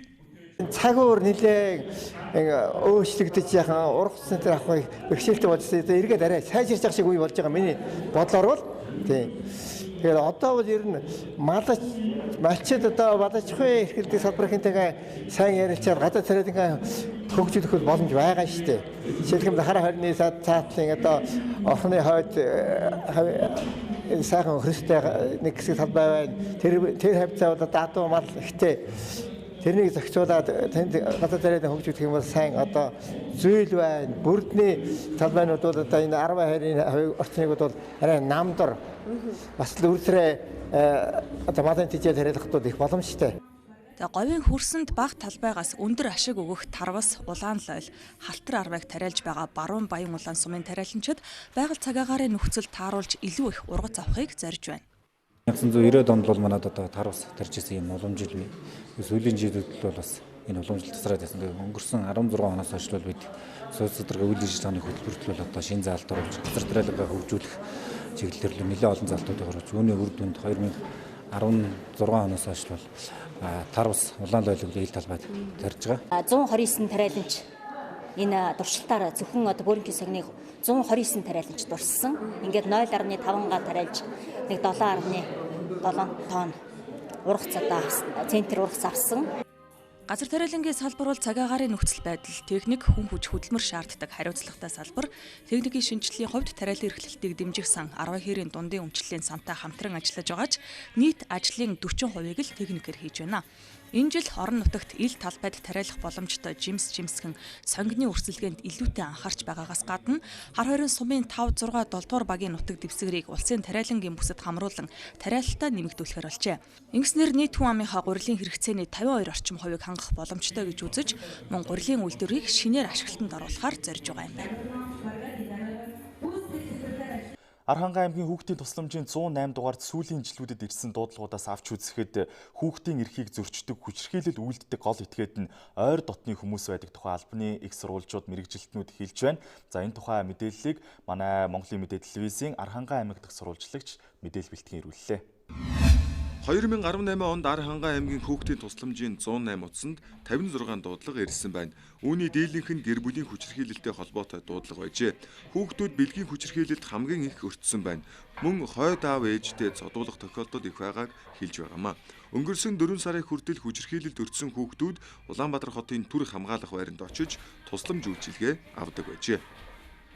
Ялангуяа бага насны хүүхдийн бэлгийн хүчирхийлэл бол их байгаа гэдэг бол Архангай аймагт бас бидний тоо мэдээлэлээс харагдаж байгаа. Тэгэхээр энд одоо ямар учраас хүүхдүүд бэлгийн хүчирхийлэлд өртөөд байна гэхээр насан туршидчдын хүүхдэд тавих анхаарал халамж сул хойд эцэг их гэр бүлийн хэлбэрүүд нь янз бүр хамтран амьдрагч энэ гэр бүлүүдээс үүдэлтэйгэр хүүхдээр их зөрчигдөд байгаа ийм асуудлууд бол өндөр байгаа. Энэ утгаараа Архангай аймагт одоо хохирогчд үйлчлэгээ үзүүлэх төр хамгаалах байр маань бол маш их эрэлт хэрэгцээтэй байсан. Энэ хүрээндээ бид нар олон улсын ЖЭРС байгууллагатай хамтраад энэ төр хамгаалах байрыг ашиглалтанд оруулсан. Архангай аймагт бас яг хохирогчийг төр хамгаалах байр 8 хүн хүлээн авах хүчнэдэлтэй 2 давхар байр ингээд ашиглалтанд орсон. Бас үйлчлүүлэгчтэй нийгмийн хамгааллын үйлчлэгээг үзүүлээд ажиллаж байна. Тэгэхээр энэ төр хамгаалах байрны үйлчлэгээнд шаардлагатай бас зардлын хөрөгчд үзүүлэх үйлчлэгээний зардлыг бас хөтөлбөр нийгмийн хамгааллын сайд энд ажиллаж байх хугацаанд танилцаж бас энэ хөрөгчийг хамгаалах үйлчлэгээнд бас шаардлагатай байгаа 20-30 сая төгрөгийн асуудлыг бас шийдвэрлэж ажиллаа. Архангай аймгийн төр хамгаалах байранд ирсэн хүүхдүүдэд нийгмийн ажилтан болон сэтгэл зүйч нар сэтгэл санааны болон эрүүл мэндийн тусламж үйлчилгээ үзүүлдэг. Тэд яг энэ л орчинд сэтгэл санааны болон бие махбодын хувьд аюулгүй байдаг байна. Хүүхдүүдийг хүчирхийллээс хамгаалахад эцэг эх хүүхдийн байгууллагаас гадна иргэн бүрийн оролцоо чухал гэдгийг энэ үеэр онцолж байлаа. Манай телевизийн Завхан аймаг дахь сурвалжлагч оюун эрдэнэ бэлтгэрүүлсэн мэдээллийг үзэгч та бүхэндээ хүргэе. Завхан аймагт олон улсын гэр бүлийн өдрийг айл бүхэн аз жаргалтай байг уриан дор тэмдэглэн өнгөрүүллээ.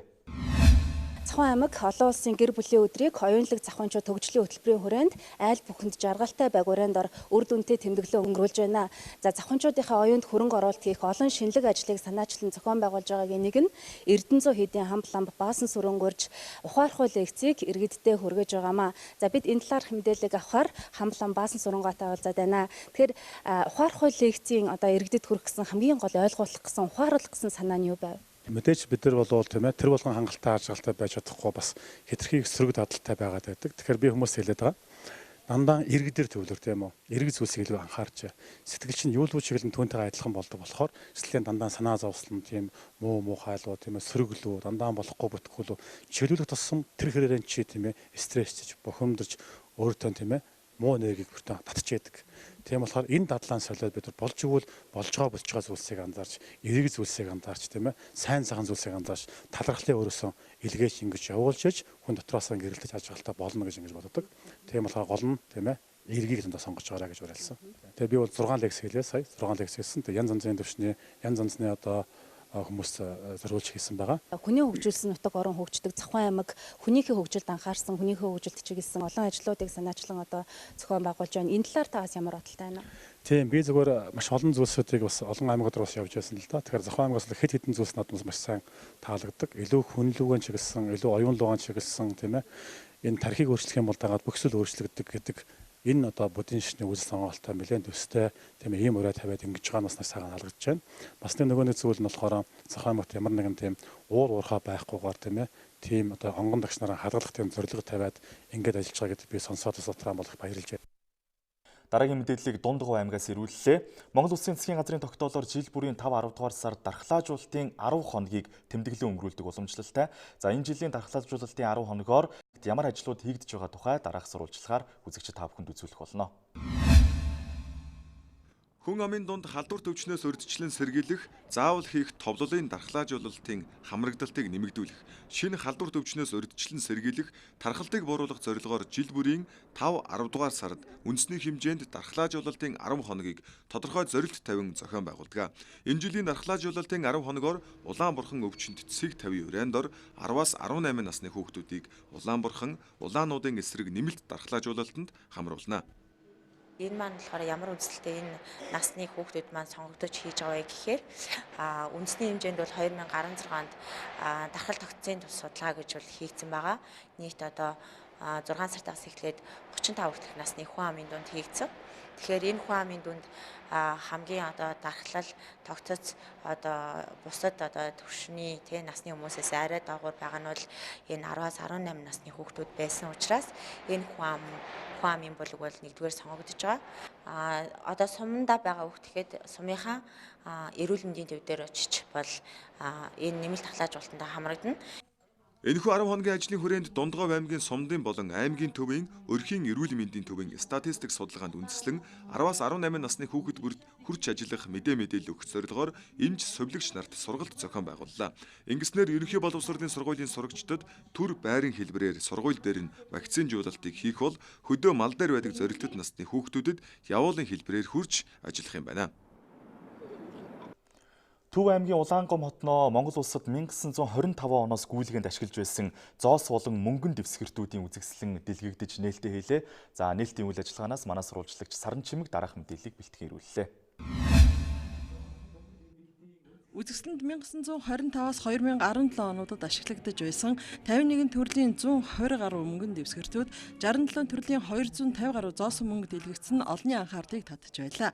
Мөн тус үзэгсэлэнгээр дамжуулан хүүхэд залууст мөнгөн дэвсгэртийн үн цэнийг таниулах, хамгийн гол нь санхүүгийн боловсролыг зөв олгох зорилгоор ирэх 8 дугаар сар хүртэл аймгийн музейд тавигдахаар боллоо. Монголчууд ялангуяа манай хүүхэд залуучууд энэ банк санхүүгийн салбарын үүсэл хөгжил болоод он одоо тухайн цаг үед одоо хэрэгжилжсэн зоосон болон одоо мөнгөн тэмдэгтүүд, цаасан мөнгөн тэмдэгтүүд хэрхэн яаж хувирч өөрчлөгдөж ийсэн, одоо яаж хэрэгжилж ийсэн зэрэгсэн энэ түүх талаас их сони юм байна. Гүйлгээний зоос бол 25 оноос хойш ерөнхийдөө 67 ширхэг зоос гэж явдیں۔ Үүнээс гадна болохоор Монгол тухнаас гаргасан одоо Дурслын зоосууд бол маш олон янзаар байгаа л да. Оноор ингээ гараа явдаг алтан зоос, мөнгөн зоос, мөнгөний ойлтой зоос гэдэг янз бүр нэг ой болон одоо баяр таарга хэмжээ зориулсан зоосууд бол гаргадаг байгаа. Сонирхуулахад 1937 онд гарсан гүйлгээний зоосон дээр Монгол бичгээр 27 он гэж бичсэн олноо өргөгдсөний 27 дугаар он буюу 1937 он юм а. Энэ оны мөнгөнд соём сүлдтэй үг үсгийг монгол бичгээр бичсэн байна. Эдгээр зоосон мөнгийг зөвлөлт холбоот улсад үйлдвэрлэж байжээ. Харин 1970 онд гүйлгээнээс албан ёсоор хассан боловч үнэн хэрэгтээ 1960 онд гүйлгээнээс хасагдсан байна. Хүүхд өсвөр үе багчуудад бол энэ зоосны хэрэглээ мөнгөнд тэмдэгт одоо эртээрүүд ямар мөнгөнд тэмдэг хэрэгжилж ирсэн энийг сурчлах бол маш том давуу тал боломж олгож байгаа гэж үзэж байна. 1993 оны шинэ Монгол улсын мөнгөн тэмдэгтийн загварыг гавьяд зураач бүтэмж тухайн үед Монгол банкны удирдах зөвлөлийн гишүүн байсан Төмөр Баатар нар зохион бүтээж наривчлсан зургийг Английн мөнгөний үйлдвэрийн зураач Ботич зурсан байна. 7 хоногийн онцлох хөтөлбөр Завхан аймагт болсон онцлох үйл явдлыг үзэгчид та бүхэнд хүргэж байна. За Завхан аймагт Монголын унган байгалийн хүлцэл тогтворжилтыг хангах нэртэй төсөл нээлттэй хийлээ. Энэ төсөл 2025 оны хүртэл үргэлжлэх юм байна. Өдрийн хөтөлбөрт Завхан аймагаас холбогдож байна. Тэгэхээр Завхан аймагт энэ жилээс Монголын унган байгалийн хүлцэл тогтворжилтыг хангахын төсөл хэрэгжиж эхлэх гэж байна. За энэ талаарх мэдээллийг холбогдох хүмүүст өгч өнөөдөр хилцүүлгийн ажлыг зохион байгуулж байгаа юм байна. За энэ талаар мэдээлэл авахаар бид төслийн үндэсний зохицуулагч Эрдэнэ Элэгтэй уулзаад байна. Өдрийн мэнд хүргэе. Өдрийн мэнд сайн байна уу? Тэгэхээр энэ төсөл бол 2025 он хүртэл баггүй урт хугацаанд бас хэрэгжих юм байна. Төслийн одоо зорилго болоо төлөгдөж байгаа үр дүнгийн талаар эхлээд тавчгаа мэдээлэл өгөөч. За 2019-с 25 оны хооронд хэрэгжих төсөл маань байгаль орчин бэлчээр оюун доктортой менежментийг хэрэгжүүлэх маш чухал төсөл. Энэ дэлхийн байгаль орчны сангаас санхүүжилтээр нэгдсэн үндэсний байгууллагын хөгжлийн хөтөлбөр, байгаль орчин аяж жуулчлалын яам, хүнс хөдөө аж ахуйн яамтай хамтран хэрэгжүүлж байгаа энэ төсөл Архан гайд, Завхан, Говьалтай, Баян-Онгор аймгийн нийт 13 сумд хэрэгжиж эхлээд байна. Завхан аймгийн хувьд их уул Тосон зингэл сумд орж байгаамаа төслийн. За энэ төслийн хүрээнд хийгдэх гол ажил бол бэлчээр оюун дөрөлтлийг бууруулах замаар биологийн олон янз байдлыг хамгаалах, экосистем үйлчлэгийг сайжруулах ийм зорилготой. Завхан аймгийн хувьд бол бас нэлээд өндөр түвшинд бид төслийн үр дүн гарах боломжтой гэж үзэж байна л да. Яагаад тэгэхээр эко аялал жуулчлалыг хөгжүүлэх, байгалаа хамгаалах, бэлчээрээ одоо хамгаалах энэ чиглэлийн ажлууд өмнө 2-3 жилийн өмнөөс хийгдээд эхэлсэн. Төслийн одоо үйл ажиллагаатай нэгт холбоотой явахаар ийм байгаад бол миний хувьд бол баяртай байна. Ийм одоо хоёр талын хамтын ажиллагаа бол төслийн хэрэгжилт үр дүнд маш чухал. Тэгэхээр энэ ирэх одоо 6 жилийн хугацаанд бид аймаг орон нутгатайгаа хамтраад байгаль орчин аялал жуулчлал, бэлчээр оюун дөрөлтлийг бууруулах, иргэдийн одоо орлого, амжиргааг дэвшлүүлэхийн чиглэлээр бол томоохон ажлуудыг хийх амжилтанд хүрэх, одоо тусгай хамгаалалттай газруудыг хамгаалтанд авах, биологийн олон зүйлийг хамгаалах, шалгуур зүйлүүдийг хамгаалах энэ одоо амжиргааг тэтгэсэн байгалаа хамгаалсан үйл ажиллагаануудаа амжилттай хэрэгжүүлэх энэ хөрс суурийг бол би Завхан аймагт бүрэн одоо бүрэлдсэн байна гэж өнөөдрийн одоо энэ уулзалтаар харлаа. Тэгэхээр Завхан аймгийн хувьд уул уурхаагаас ангид байж унган байгалаа хамгаалах ийм зорилго төвшүүлэн ажиллаж байгаа маа. 2016 оны 8 дугаар сарын байдлаар нийтдээ 99 ашигт малтамлын лиценз олгогдсон байсан бол өнөөдрийн байдлаар 59 лиценз олж бууруулад байгаа юм. За мөн өнгөрсөн хугацаанд нийтдээ 96 лиценз олгох зөвшөөрөл хүснэ бүгдэнд нь татгалцсан хариу өгöd байгаа маа. За түүнчлэн нийт газар нутгийнхаа 30%-ийг орон нутгийн тусгай хамгаалтанд аваад байгаа юм. Өнгөрсөн 2018 оны 12 дугаар сарын 3-ны өдөр малчтынхаа саналыг үндэслэн бэлчээр ашиглалтын төр журмыг батлаад байгаа. За эдгээр шийдвэрүүд нь за унган байгалаа хэвээр нь хадгалж үлдэх, уул уурхаагаас ангид байх аялал жуулчлалыг хөгжүүлэхэд томоохон түлхэц өгнө гэж харж байгаамаа. Хялбаршуулсан аргаар хэрэг хянан шийдвэрлэх журам хэрэгжихгүй байгааг Монголын хуульчдын холбооноос хэлж байна. За энэ асуудлын талаар манай сурвалжлагч Чимэд Лам дараах сурвалжлагыг бэлтгэн хүргэсэн юм а. Хууль зүйн үндэсний хүрээлэнгийн өмгөөлөгч ган болттой харилцах бэлэн болсон байна. Танд өдрийн мэнд хүргэе. Хялбаршуулсан аргаар хэрэг хянан шийдвэрлэнэ гэж яг юу хэлээд байгаа юм? Хялбаршуулсан хэрэг хянан шийдвэрлэх ажиллагаа гэдэг нь эрүүгийн хуулийн тодорхой заасан зарим хэрэгүүдээр эрүүгийн хэрэг шийдвэрлэх ажиллагааг айлуулах богино хугацаанд хийхийг хэлж байгаа. Энд хэд хэдэн нөхцлөө заасан байгаа. Тухайн гэмт хэрэг үйлс үтгэхэд өөрийн үлдсэн гэмт хэрэг хүлээн зөвшөөрсөн байх, хохиртой илэрсэн байх, за хохир төлгөө илэрхийлсэн байх гэдэг юм уу. Иймэрхүү шаардлагууд байгаа тохиолдолд за хэргийг маш богино хугацаанд мөрдөөд прокурор шүүх шилжүүлээд шүүхээс 72 цагийн дотор асуудлыг шийдэж гэмбуртаа гэмбург өсөх асуудлаа тэгээд түүнтэй прокурорын тогтсон саналын хүрээнд ял ондуулах ийм ажиллагааг бол хялбарсуулсан ажиллагаа гэж байгаа. За энэ үед болохоор нөгөө гэмт хэрэгүүлсэн гэн бурууга хүлээн зөвшөөрсөн бай гэдэг асуудлыг хуулиар шаардахаар нөгөө үйлчлүүлж байгаа үйлчлүүлэгч маань үнэн хэрэгтээ бол би наадмын ч одоо зохиогүй юм, зодоогүй юм. Нэг бол өөр хүн зохиосон зодсон ч гэдэг юм уу. Нэг бол мөдөгч надад одоо юу гэдэг хэрэг тулан хүлээлгэсэн. Прокурор бол яа чи зүгээр салж штэ. Тийм учраас чи наадмын зөвшөөрөл гарын үсгээс орчихлаа гэдэг иймэрхүү байдлаар надад толгой хүлээлгээд байсан учраас би гарын үсгээс орчих юм а. Тэгсэн шүүхтээ ирээд сүүлдээ бол ялч итгэл авахтаа хүрээд байна. Ийм байдал болоогүй гэдэг ийм байдлуудыг яг тавьдаг.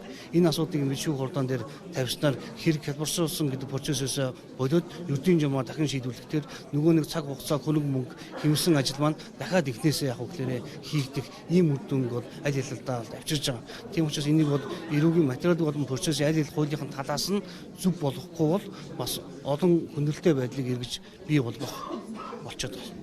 Зүйн яг ямар байх ёстой, ямар хуулийн дээр яаж өөрчлөлт оруулах ёстой. Яг одоо ямар хэрэгүүдийг хялбаршуулсан байдлаар шийдэх боломжтой. Яг өнөөгийн манай нийгэмд те танхаа юу гэдгийг одоо маш том хэрэгүүдийг бол мэдээж энэ үүгээр шийдэх боломжгүй л байх л та. Тийм, ер нь гэхдээ практик амьдралд харж байгаа зарим хүмүүс бол аль болох эрүүгийн процесс маш удаан явагддаг учраас хурдан хугацаанд хэрэгээ шийдвэрлэх гэсэн нэг хүсэлтэй. Нөгөө талдаа магадгүй зарим нэг тодорхой хэрэгүүд бол маш хэдийгээр том хэмжээний хэрэг гэж танихаар харж байгаа боловч чинь хүн алдсан ч юм уу хүний нүс огцсон ч юм уу хэрэгүүд бол угаасаа их тодорхой байдаг. Тэр үйл явдлууд нэг тогтоогч байгаа учраас заавал процесс дээр удах шаардлага яах вэ гэхээр байхгүй байгаа. Ийм үед бол тэр хүслийг нь хүлээж аваад энэ ажиллагаагаа бид бас ажиллах хурдан шуурга хий. Энэ үедээ бол хүний эрхийг зөрчихгүй бай. За хогчийн эрхийг нөгөө талдаа хамгаалъя. Нэг нь хогчийн эрхийг хамгаалаад хөтөлбөр нь барагдсан тохиолдолд нөгөө гэмт хэрэг үйлчлэл этгээдэд аль болох хөнгөн яз шийтгэл яг оногдуулж гэсэн. Энэ байдлаар явах юм бол энэ дээр бол төв гişэл гарах нь бол их бага. Хамгийн гол уур амьсгал бол эндээс яг үгээр гэмт хэрэг үйлчлэн этгээд болон хогч аль аль тал нь эвлэрчих юм бол эвлэрж байгаа асуудал дээр бол хэргийг хэрэгсгүй болгодог ч юм уу ийм хууль зүйр дагуулад гаргаад явах юм бол эрг уул амьсгал яг бүрдэн нэггүй хоёр тал руугаа хоёр хэсэг хараа суучих юм бол энэ уул амьсгал бол олон хүндрэлтэй байдлыг бий болгоод байна.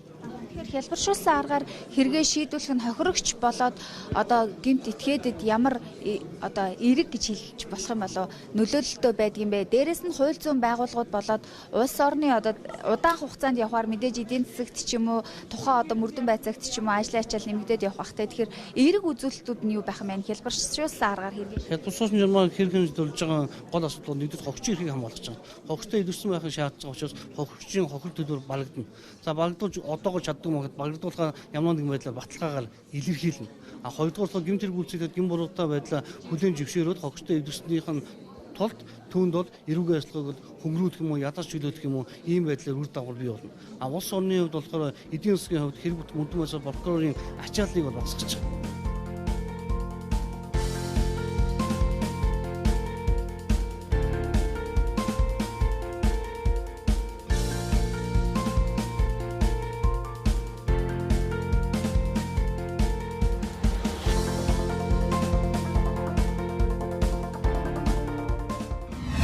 Үзэгч та бүхэнд баасан гарагт болсон онцлох мэдээллүүдийг хүргэе. За өнөөдөр олон улсын музейн өдөр тохиож байна. Музейн үзмрүүдийг түүхийн хичээлдээ уялдуулж өгөх нь хүүхэд багчуудад Монгол ахуй соёлоо таних боломж бүрдүүлж өгдөг байна. За энэ хүрээнд нэгэн үйл ажиллагаа зохион байгуулагдсан. За энэ үйл ажиллагаанаас манай сурвалжлагч анх хоёр дараах мэдээллийг бэлтгэлээ. Өнөөдөр одоо музейд үндэсний музейд бол одоо хүүхд багчууд болон музейн чиглэлээс арга хэмжээ бол зохион байгуулж байна. Тэгэхээр манай улсын хувьд энэ түүхийн одоо музейн үзмрүүдийг за түүхийн хичээл дээр холбох энэ ажлыг бол эхлүүлэхээр бол төлөвлөж байна. За тухайлбал одоо ингээд даншиг наадам цагаан үг ингээд хүүхдүүдийн үзэсгэлэнгүүдийг бол үзэгч тааг бол харж байгаа. Энэ бол мэдээж хүүхдүүдэд Монгол ахуйн түүхээ мэдэх, за Монгол өөрсдийнхөө уламжлалт амьдрал ахуйг мэдэх энэ чиглэлийг бас олгож байгаа гэдэг зүйлийг бас холбогдох албаныхан бол бидэнд бол хийлж байгаа. За өргөжлүүлэн бид үндэсний түүхийн музейн одоо захиралтай ярилцсан. Тэгэхээр өнөөдөр энэ хүү арга хэмжээний талаарх мэдээллийг үзэгчд маань өгөөч. За юуны өмнө одоо Монголын нийт 10 том хүүхэд багчуудаа олон улсын музейд нэмэлтийг дэвшүүлье. За энэ хүү арга хэмжээг жил өхөн олон улсын музей албаноос тэмдэглэн өнгөрүүлдэг. За ингэхдээ бол энэ арга хэмжээ урайтай байдаг. За энэ жилийн урай бол музей одоо нийгмийн соёлын төв, за уламжлалаас шинжилт гэсэн урайтай байж байгаа. За энэ нь одоо юу вэ гэхээр музейг бол нийт хүн төрөлхтөн өнөөдөр яг нэгэн зэрэг дэлхийн улс орнуудын 150 гаруй музей тэмдэглэж байна. За бид бол нэг 3 зүйл дээр ачаалбагдал өгж байгаа. За нэгд нь одоо энэ хил хязгааргүй соёлыг мужи бол одоо олон улсын бүхэл улсын гүрнүүдийн тусгаар тогтнолын баталгаа учраас энд одоо өв соёлоо эзэмших хүүхэд багчууд залуу үе за бүх иргэд нь одоо танин мэдхүн ухамсараа дээшлүүлэх ийм төв болж байгаа. За хоёрт нь бол энэ мужи цуглуулга үзмэр нь одоо шинжлэх ухааны эргэлтэнд орох чухал ачаал бүгдэлтэй. Энэ манай судлаачид бас өөрсдийнхөө хэдүүлгийн зүйлдээ судалгаа хийснийг олон нийтэд таниулдаг. За гурав дахь асуудал бол юу вэ гэхээр энэ мужи нийгэм одоо соёлын төв мужи соёлын амин сүнс нь болохын тулд одоо мужиг үзэж байгаа үзэгчид за дээр нь одоо мужийн ажилтнууд за нийлээд одоо мужийн шин соёлыг бий болгох хооштой одоо уламжил болгоод ямар үйл ажиллагаа явуулах энэ нь одоо яаж уламжлагдах юм цаашлаад одоо хүүхэд залуучууд за хүн төрөлхтний соёлд монголчуудын тээж өдий болтол бий болгосон өв соёл нь одоо яаж одоо бусдад хүртээлтэй болох ийм жишгийг одоо тогтоох зорилготой үйл ажиллагаа явуулж байгаа. Тэгэхээр ерөнхий боловсролын сургуулийн түүхийн хичээл дээрээс яг энэ мужийн үзмрүүдийг бас уялдуулж өгөх, эдийг илүү судлах, хүүхдүүдийг илүү тарин мэдүүлэх чиглэлээр тусгаж өгөх ажлыг бас гэлж байгаа. Тий, ер нь бол бид энэ удаа Баянгол дүүргийн Монголын сургуультай хамтраад Долоогоос 9-р ангийн хүүхдүүдтэй түүхийн мэрэгжил мэдлэг за дээр нь одоо түүхийнх нь өөрсдийн танин мэдхүүг үргэлжлэхүүднээс нийт хүүхэд багчуудаа одоо үлгэр жишээ болохоор хэд хэдэн одоо боловсролын хөтөлбөрийг одоо бий болгоод за үүн дээрээ түшиглээд одоо жүжигчсэн тоглолт одоо бурхтын чуулган за дээр нь одоо эртний хүмүүсийн амьдрал гих мэтчлэн одоо шин цаг үетэйг холбосон эртнээс идэвгүй хөтлөх бүхэн түүхийг харуулсан одоо жүжигчсэн тоглолт сургалтын одоо явцад одоо хүүхэд залуучууд яаж өв уламжил яаж одоо бахархал болсон түүхийнхээ одоо мэдлэгийг баталгаажуулах уу гэдэг одоо ийм төв болж хөнгөх ихний алхам хийж байна. Баярлалаа. За тэгэхээр өргөжлүүлэн та бүхэндээ мэдээллийг хүргэе. Тэгэхээр энд бол яг хүүхдүүдийн маань өөрсдийнх нь хийсэн одоо гар зүрэг болон ер нь одоо Монголын тухай уламжлалт ахуй амьдрал гэдэг ер нь Монголын түүхтэй холбоотой энэ олон үзэгчлэнгүүдийг гаргасан байна. Тэгэхээр Баянгол дүүргийн одоо Монголын сургуулийн 7-оос 9-р ангийн сурагчид бол өнөөдөр энэхүү мужийн олон улсын өдрийн энэхүү хүрээнд бол одоо жүжигчсэн тоглолт болон өөрсдийнхөө уран бүтээлүүдийг бол гаргаж байгаа. Яг одоо миний хард бол хүүхдүүд маань томчуудтай за өөрсдийнхөө сурж мэдсэн энэ зүйлийг бас жүжигчсэн тоглолтоор бас хүрхээр одоо тэл ажиллаа хийж байгаа энэ дүр зургийг бол харагдаж байна. Тэгэхээр бид энэхүү жүжигчсэн одоо тоглолтыг зохиомжоо багштай ярилцъя. Тэгэхээр танай сургуулийн үед яг энэ түүхэн одоо олон улсын мужийн өдрөд тохиолдуулаад хүүхдүүдээ бас танин мэдэх Монгол улсаа танин мэдхийн чиглэлээр энэ аргамжийг бол зохион байгуулж бодож байна л да. За сайн байцгаана уу. Энэ өдрийн мэндийг хүргэе. За Баянгол дүүргийн нийслэлийн тэргүүний Баянгол дүүргийн Mongolian хөтөлбөр сургуульд маань өнгөрсөн жилээс ахлаад музейн хөтөлбөр хэрэгжсэн. За нийгмийн ухааны боловсролын тэнхим музейн хөтөлбөрийг 2 жил үе дараатай явуулж байгаа. Эхний жилээ Занорзын нэрэмжит төрслөх урлагийн төв музей дээр явуулсан бол энэ жил үндэсний түүхийн музейтэй хамтраад 3 үндэсний хөтөлбөрийг хэрэгжүүлсэн.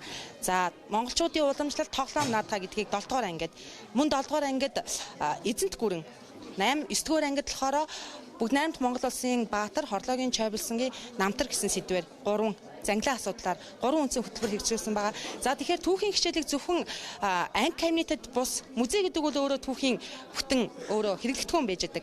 Тэгэхээр зөвхөн анги кабинетэд биш музей дээр ирж судалсныхаа үр дүнд хүүхдүүд маань сурсан мэдсэн зүйлээ жүжигдсэн тоглолтоор бүжгээр, жүжгээр, илтгэлээр мөн өөрсдийн бүтээлээр дамжуулаад үзүүлж болох юм а гэдгийг өнөөдөр харуулахын тулд бид нар музей өдрөөр энд хүү үйл ажиллагааг явуулахад бэлдээд байна.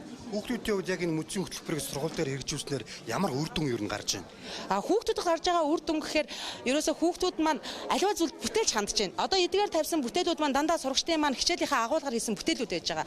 Өөрөө бичил бүтээлүүдээ нэгдүгээрт нь хийж байна. Мөн судалгааг явуулж байна. Судалгаад хичээлүүдийг хүүхдүүд маань явуулж сурж байна. Мөн сурагчид маань сурсан мэдсэн зүйлээ бусдаа одоо ингэж жүжигчилсэн маягаар бас үзүүлж толиулж байгаа онцлогтой. Тэгэхээр нөгөө хүүхдүүдийн бүтээлчхүүг л улам илүү хөгжүүлж байна да. За манай сургууль энтэй холбоотой нөгөө хүн хичээлийг хөнгөн болгох, сурахыг баясал цэнгэл гэсэн хөтөлбөр хэрэгжүүлдэг. Энэ хөтөлбөрийн хүрээнд маань бид нар хичээл гэдэг бол баяр цэнгэл байх ёстой гэсэн үндсэн дээрээс бас музейн хөтөлбөрийг ингэж хэрэгжүүлдэг байгаа. За та бүхэнд амжилт. За баярлалаа.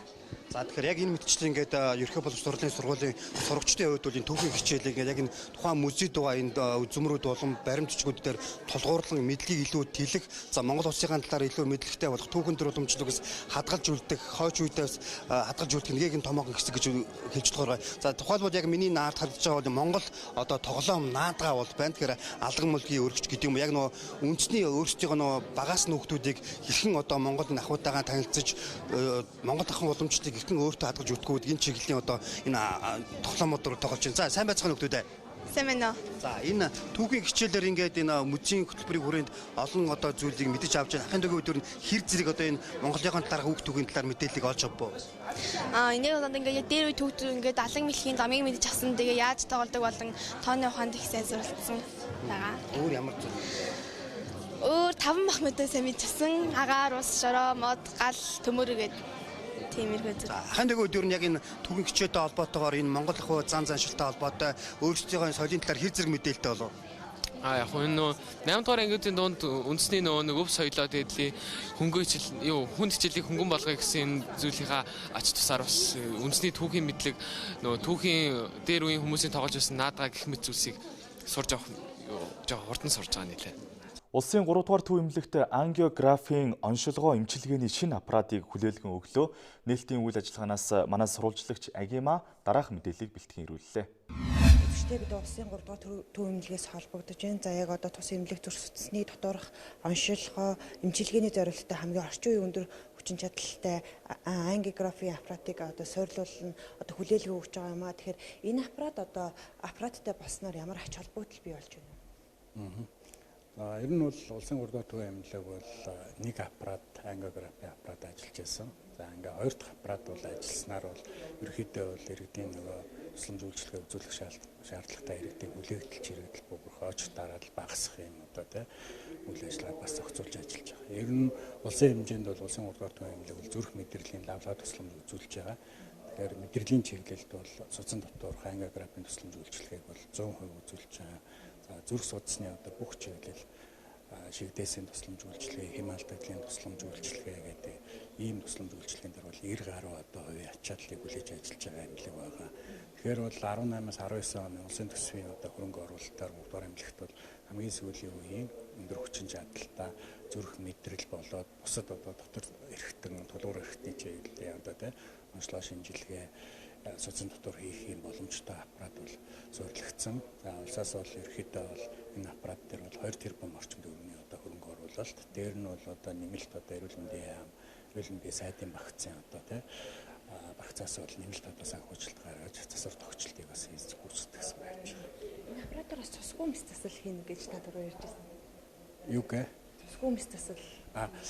Ер нь бол ангиографийн аппарат гэдэг бол анагаах ухааны салбарт бол цусгүй мэслийн дүрэлт бол тооцогддог. Яагаад тэгэхээр бол альва одоо мэслийн тусламж үйлчилгээг бол нээлттэй хэлбэрээр одоо тархийг нээх, зүрхийг нээх, цээжийг одоо ярих тий эвлийг одоо нээх юм одоо мэслүүд ингэж хийгддэг мэслийн тусламж. Энэ бол ерөөхдөө яг судсаар орж хүний зүрх, тархи одоо бусад эрхтэнд тий онцлог шинжилгээ хийх юм боломжтой аппарат. Ер нь бас ач чадлыг одоо ихээр багасгаж өгнө гэж бодож байна тийм ээ. Хоёр аппараттай болсноор бол ерөөхдөө одоо улсын хэмжээний одоо энэ ач чадал хүлээж байгаа эмнэлгийн хувьд бол хүлээгдэл чирэгдэл нэгдүгээрт бол багасж байгаа. Хоёрдугаарт бол ганц аппарат маань бас одоо бас доголдох, саадах, засвар үйлчилгээ орох энэ тохиолдолд бол иргэдэд одоо үзүүлэх яралтай тусламж үйлчилгээ зүрх мэдрэлийн ялангуяа харуулж чигдээсийн тусламж үйлчилгээ бас зогсон байдалд хүрэх юм эрсдлүүд байсан байж байгаа. Тэгээ энэ аппарат орсноор бол ерөөхдөө бол тэр одоо чиглэлийн одоо өндөрлөд бол эрс одоо багассан байна. Сүүлийн жилүүдэд бас зүрх судасны өвчлөх одоо иргэдийн тоо ер нь одоо хэр байна вэ? Та сүүлийн бас тэр тоо мэдээллийг өгвөл. За сүүлийн тоо мэдээлэл бол ер нь бол сүүлийн одоо 20 гаруй жил бол Монгол улсын хүн амын өвчлөлийн одоо тэргүүлэх шалтгаан бол зүрх судасны өвчин байж байгаа. За энэ дотор ялангуяа одоо цусны таралт ихсэх өвчин. За Монгол улс бол ер нь тархины харвалтаар маш одоо өндөр дэлхийн одоо улс орнуудын донд бол хамгийн өндөр одоо ийм хөвтэй одоо орн байдаг. Тэгэхээр бол зүрх судасны өвчин бол жилээс жилд бол залуучжээ одоо 20 30 одоо 40 насныхаа одоо нэлээх одоо өвдөх хандлагууд бас ихсэж байна. За энэ нь бол бас одоо нийгэм экологийн одоо те байгаль экологийн хүчин зүйл за хүмүүсийн одоо яар дэргэдэм амьдралын уруу одоо дадал хэвшил те энэтэй бас холбоотой. За үзэгчтэй би шууд мэдээллийг зурлаж бат Эрдэнэгийн манаар хүргэлээ. Жилбэр уламжлуулахын зохион байгуулагддаг Монголын хоол боловсруулах эрхтэн судлалын олон улсын хурал зохион байгуулагдлаа. 4 хоногийн турш үргэлжилж байгаа энэхүү хурлаас манай сурвалжлагч Эрдэнэ бүрэн дараах мэдээллийг бэлтгэн ирүүлсэн юм а. Монголын хоол боловсруулах эрхтэн тогтолцооны олон улсын хурал 2019 3 өдөр үргэлжилж байна. За 4 хоног болох энэхүү хуралд өнөөдөр вирус гепатит хүчний талаар одоо олон улсын эрдэмтэн судлаачид одоо Монголын эрдэмтэн мэдлэгтэй одоо ярилцж байна. Тэгэхээр Монгол улс бол одоо элгэний өвчлөөрөө дэлхийд бол нэлээд дээгүүр орж байгаа тийм ээ. Тэгэхээр өнөөдрийн хурлын ач холбогдол юу вэ? Монголын гастроэнтерологийн холбооны жилбэр зохион байгуулдаг Монголын хоол боловсрол 7 хоногийн олон улсын хурлын хүрээнд өнөөдөр 3 дахь өдрөө вирус гепатитийн олон улсын хурал үргэлжилж байна. Энэ хурал Япон улсын Каназавагийн их сургууль, Сагагийн их сургууль, Бүдээр хотын Сичуаны их сургууль, Бүдээр хотын улсын Ханой болон Японгийн их сургуулиуд, Монгол улсын шинжилгээ ухааны академи, Амгагийн шинжилгээ ухааны үндэсний их сургууль болон бусад хөдөө орон нутгийн улсын төв эмнэлгүүдийн эмч мэргэжлүүд оролцсон олон улсын хурал амжилттай явж байна. Энэ хурлаар манай улсад нөхцөл тохиолдог вирусын шалтгаанд элгэний өрөвсөл, түүнээс үүдсэн элгэний хатуур хүндрэл болох элгэний хатуур хавдрын эмчлэх, өрсөн сэргийлэх талаар олон улсын эрдэмтдтэй санал бодлоо солилцож байна. Энэ бол 5 дахь удаагийн хурал бөгөөд өмнө нь 4 удаа гадаадд зохиогдсон Монгол 5 дахь зохиогдож байгаа цуврал том хурлуудын нэг маа. Энэ хурал дэлхийн Азийн тэр тусмаа нэр хүндтэй их сургуулиудын 47 профессор оролцож манай улсын эрдэмтдтэй болон манай улсын эмч мэргэжлүүдтэй сан сэтгэлдээ хуваалцаж туршлагаа хуваалцсан ярилцж байна. Тэгэхээр элгэний өвчлөөс өрсөн сэргийлэхийн тулд шинжилгээг бас тогтмол хийх ёстой. Наан бас шинжилснийхаа дараа бас эмчлэх ёстой гэдэг олон зөвлөлүүд байдаг. Тэгэхээр манай улсад төр яг энэ элгэний вирусны өвчлөөс өрсөн сэргийлэх за эмчлэхэд төр яг одоо яг энэ олон улсын эрдэмтдийн судлаачдын ярьж байгаагаар ямар хөө төвчтэй байна? За манай улсын хувьд элгэний эмгэг тэр тусмаа элгэний хавдар дэлхийд 1 номер төчигддэг. Дэлхийн онцлогоос 6 дахин өндөр өвчлөлттэй. Үүний үндсэн шалтгаан нь вирус байдаг. Энэ вирусэндээ Б, С, Дельта вирусууд байдаг. Үүн дээр нэмээд энэ хорт бодис буюу архины асуудал гарч ирдэг. Манай улс бол элгэний эмгэгийг эмчлэлээр дэлхийн олон улсын өдөртөмж тэр тусмаа Америкийн нэгдсэн улс, Европ болон Азийн элгэний эмгэгийг эмчлэх өдөртөмжийг Монгол улсын хүрээнд удирдлага болон өөрийн гэсэн удирдамжаа боловсруул хүн амынхаа эрүүл мэндийн төлөө онцлогын эмчилгээ хийж байгаа. Мөн Монгол улсын засгийн газраас баталсан элэг бүтэн Монгол хөтөлбөрийн хүрээнд 16-аас 2020 оны хооронд С вирусыг бүрэн устгах, Б болон Дельта вирусын өвчлөлтийг бууруулах асуудлыг амжилттай шийдвэрлээд явж байгаа. Энэ Монгол улсын хийж байгаа ажлын талаар Дэлхийн эрүүл мэндийн байгууллага өөрийнхөө мэдээ таринд маш сайн тусгасан. Манай улс С вирустэй тэмцэх талаараа дэлхийн жишг орон болж байгаа гэж тооцогдож байгаа маа. Одоо бидэнд асуудал болж байгаа Б болон Дельта вирусын асуудлаар өнөөдөр гол асуудал болгон ярилцж байна. Энэ асуудлын хүрээнд Японы Каназавагийн их сургууль, Вьетнамын Хайпонг болон Ханой их сургууль, Хятадын Сичуаны их сургууль болон манай Амгагийн шинжилгээ ухааны үндэсний их сургууль, Монголын гастроэнтерологийн холбооны эрдэмтэд энэ талаар ярилцаж Монгол улсад хэрэглэх эмчилгээ онцлогоо цааш өрсөн зэрэг арга хэмжээний талаар дэлгэн рүү ярьж эмч мэргэжлүүдтэйгээ саналаа хуваалцж байна. Тэгэхээр элгэний өвчлөөс өрсөн сэргийлэх эм бэлтгэлүүд яг үнэн шамар байна. Энэ одоо Монгол улсын яг иргэдийн хувьд өөрсдийнхөө эрүүл мэндэд төдийлөнс анхаардаг гэсэн зүйлийг бас энэ хурал дээр бас яригдчих шиг байна. Анхаарах нь бас муу байна. За тийм учраас яг энэ ер нь улсаас бодлогоор дэмжиж яг энэ вирусыг таслан зогсоохын тулд ажиллах хэрэгтэй юм болов уу? Таны хувьд юу гэж бодож байна? Манай улсын засгийн газраас маш их дэмжлэг үзүүлж байгаа. Дэмжлэг үзүүлж байгаа нэг хэлбэр нь С вирусыг бүрэн устгахын тулд С вирусын онцлогын эмчилгээг даатгал бүрэн хамруулсан байгаа. Үүний үр дүнд Монгол улсад 80 мянган хүн эмчилгээ аваад эдгэрсэн амжилттай үр дүнд явж байгаа. Б болон Дельта вирусын шинжилгээний асуудлыг даатгалаас бас хөнгөлж өгсөн, амжилтны эмнүүдийг хэрэглэж байгаа эмнүүдийг бас хөнгөлцсөн явж байгаа. Энэ бол сайн ч гэсэн хувь хүнээс энэ өвчнөөс урьдчилан сэргийлэх талаар бол манай монголчууд хангалттай байгаа. Энэ нь болохоор эргээд өвчнийг сэтрэх, ахин өвчлөх болон өвчнийг хөндрүүлэхэд их болж байгаа ийм асуудал байгаа. Үзэгч та бүхэнд өнгөрч байгаа 7 хоногт улс их оронд болж өнгөрсөн онцлох үйл явдлын мэдээллийг хүргэлээ. Монголын мэдээ мэдээллийн хөтөлбөр ажлын өдрүүдэд 11-ээс 14 цагийн хооронд үзэгчдэнд хүргэх болно.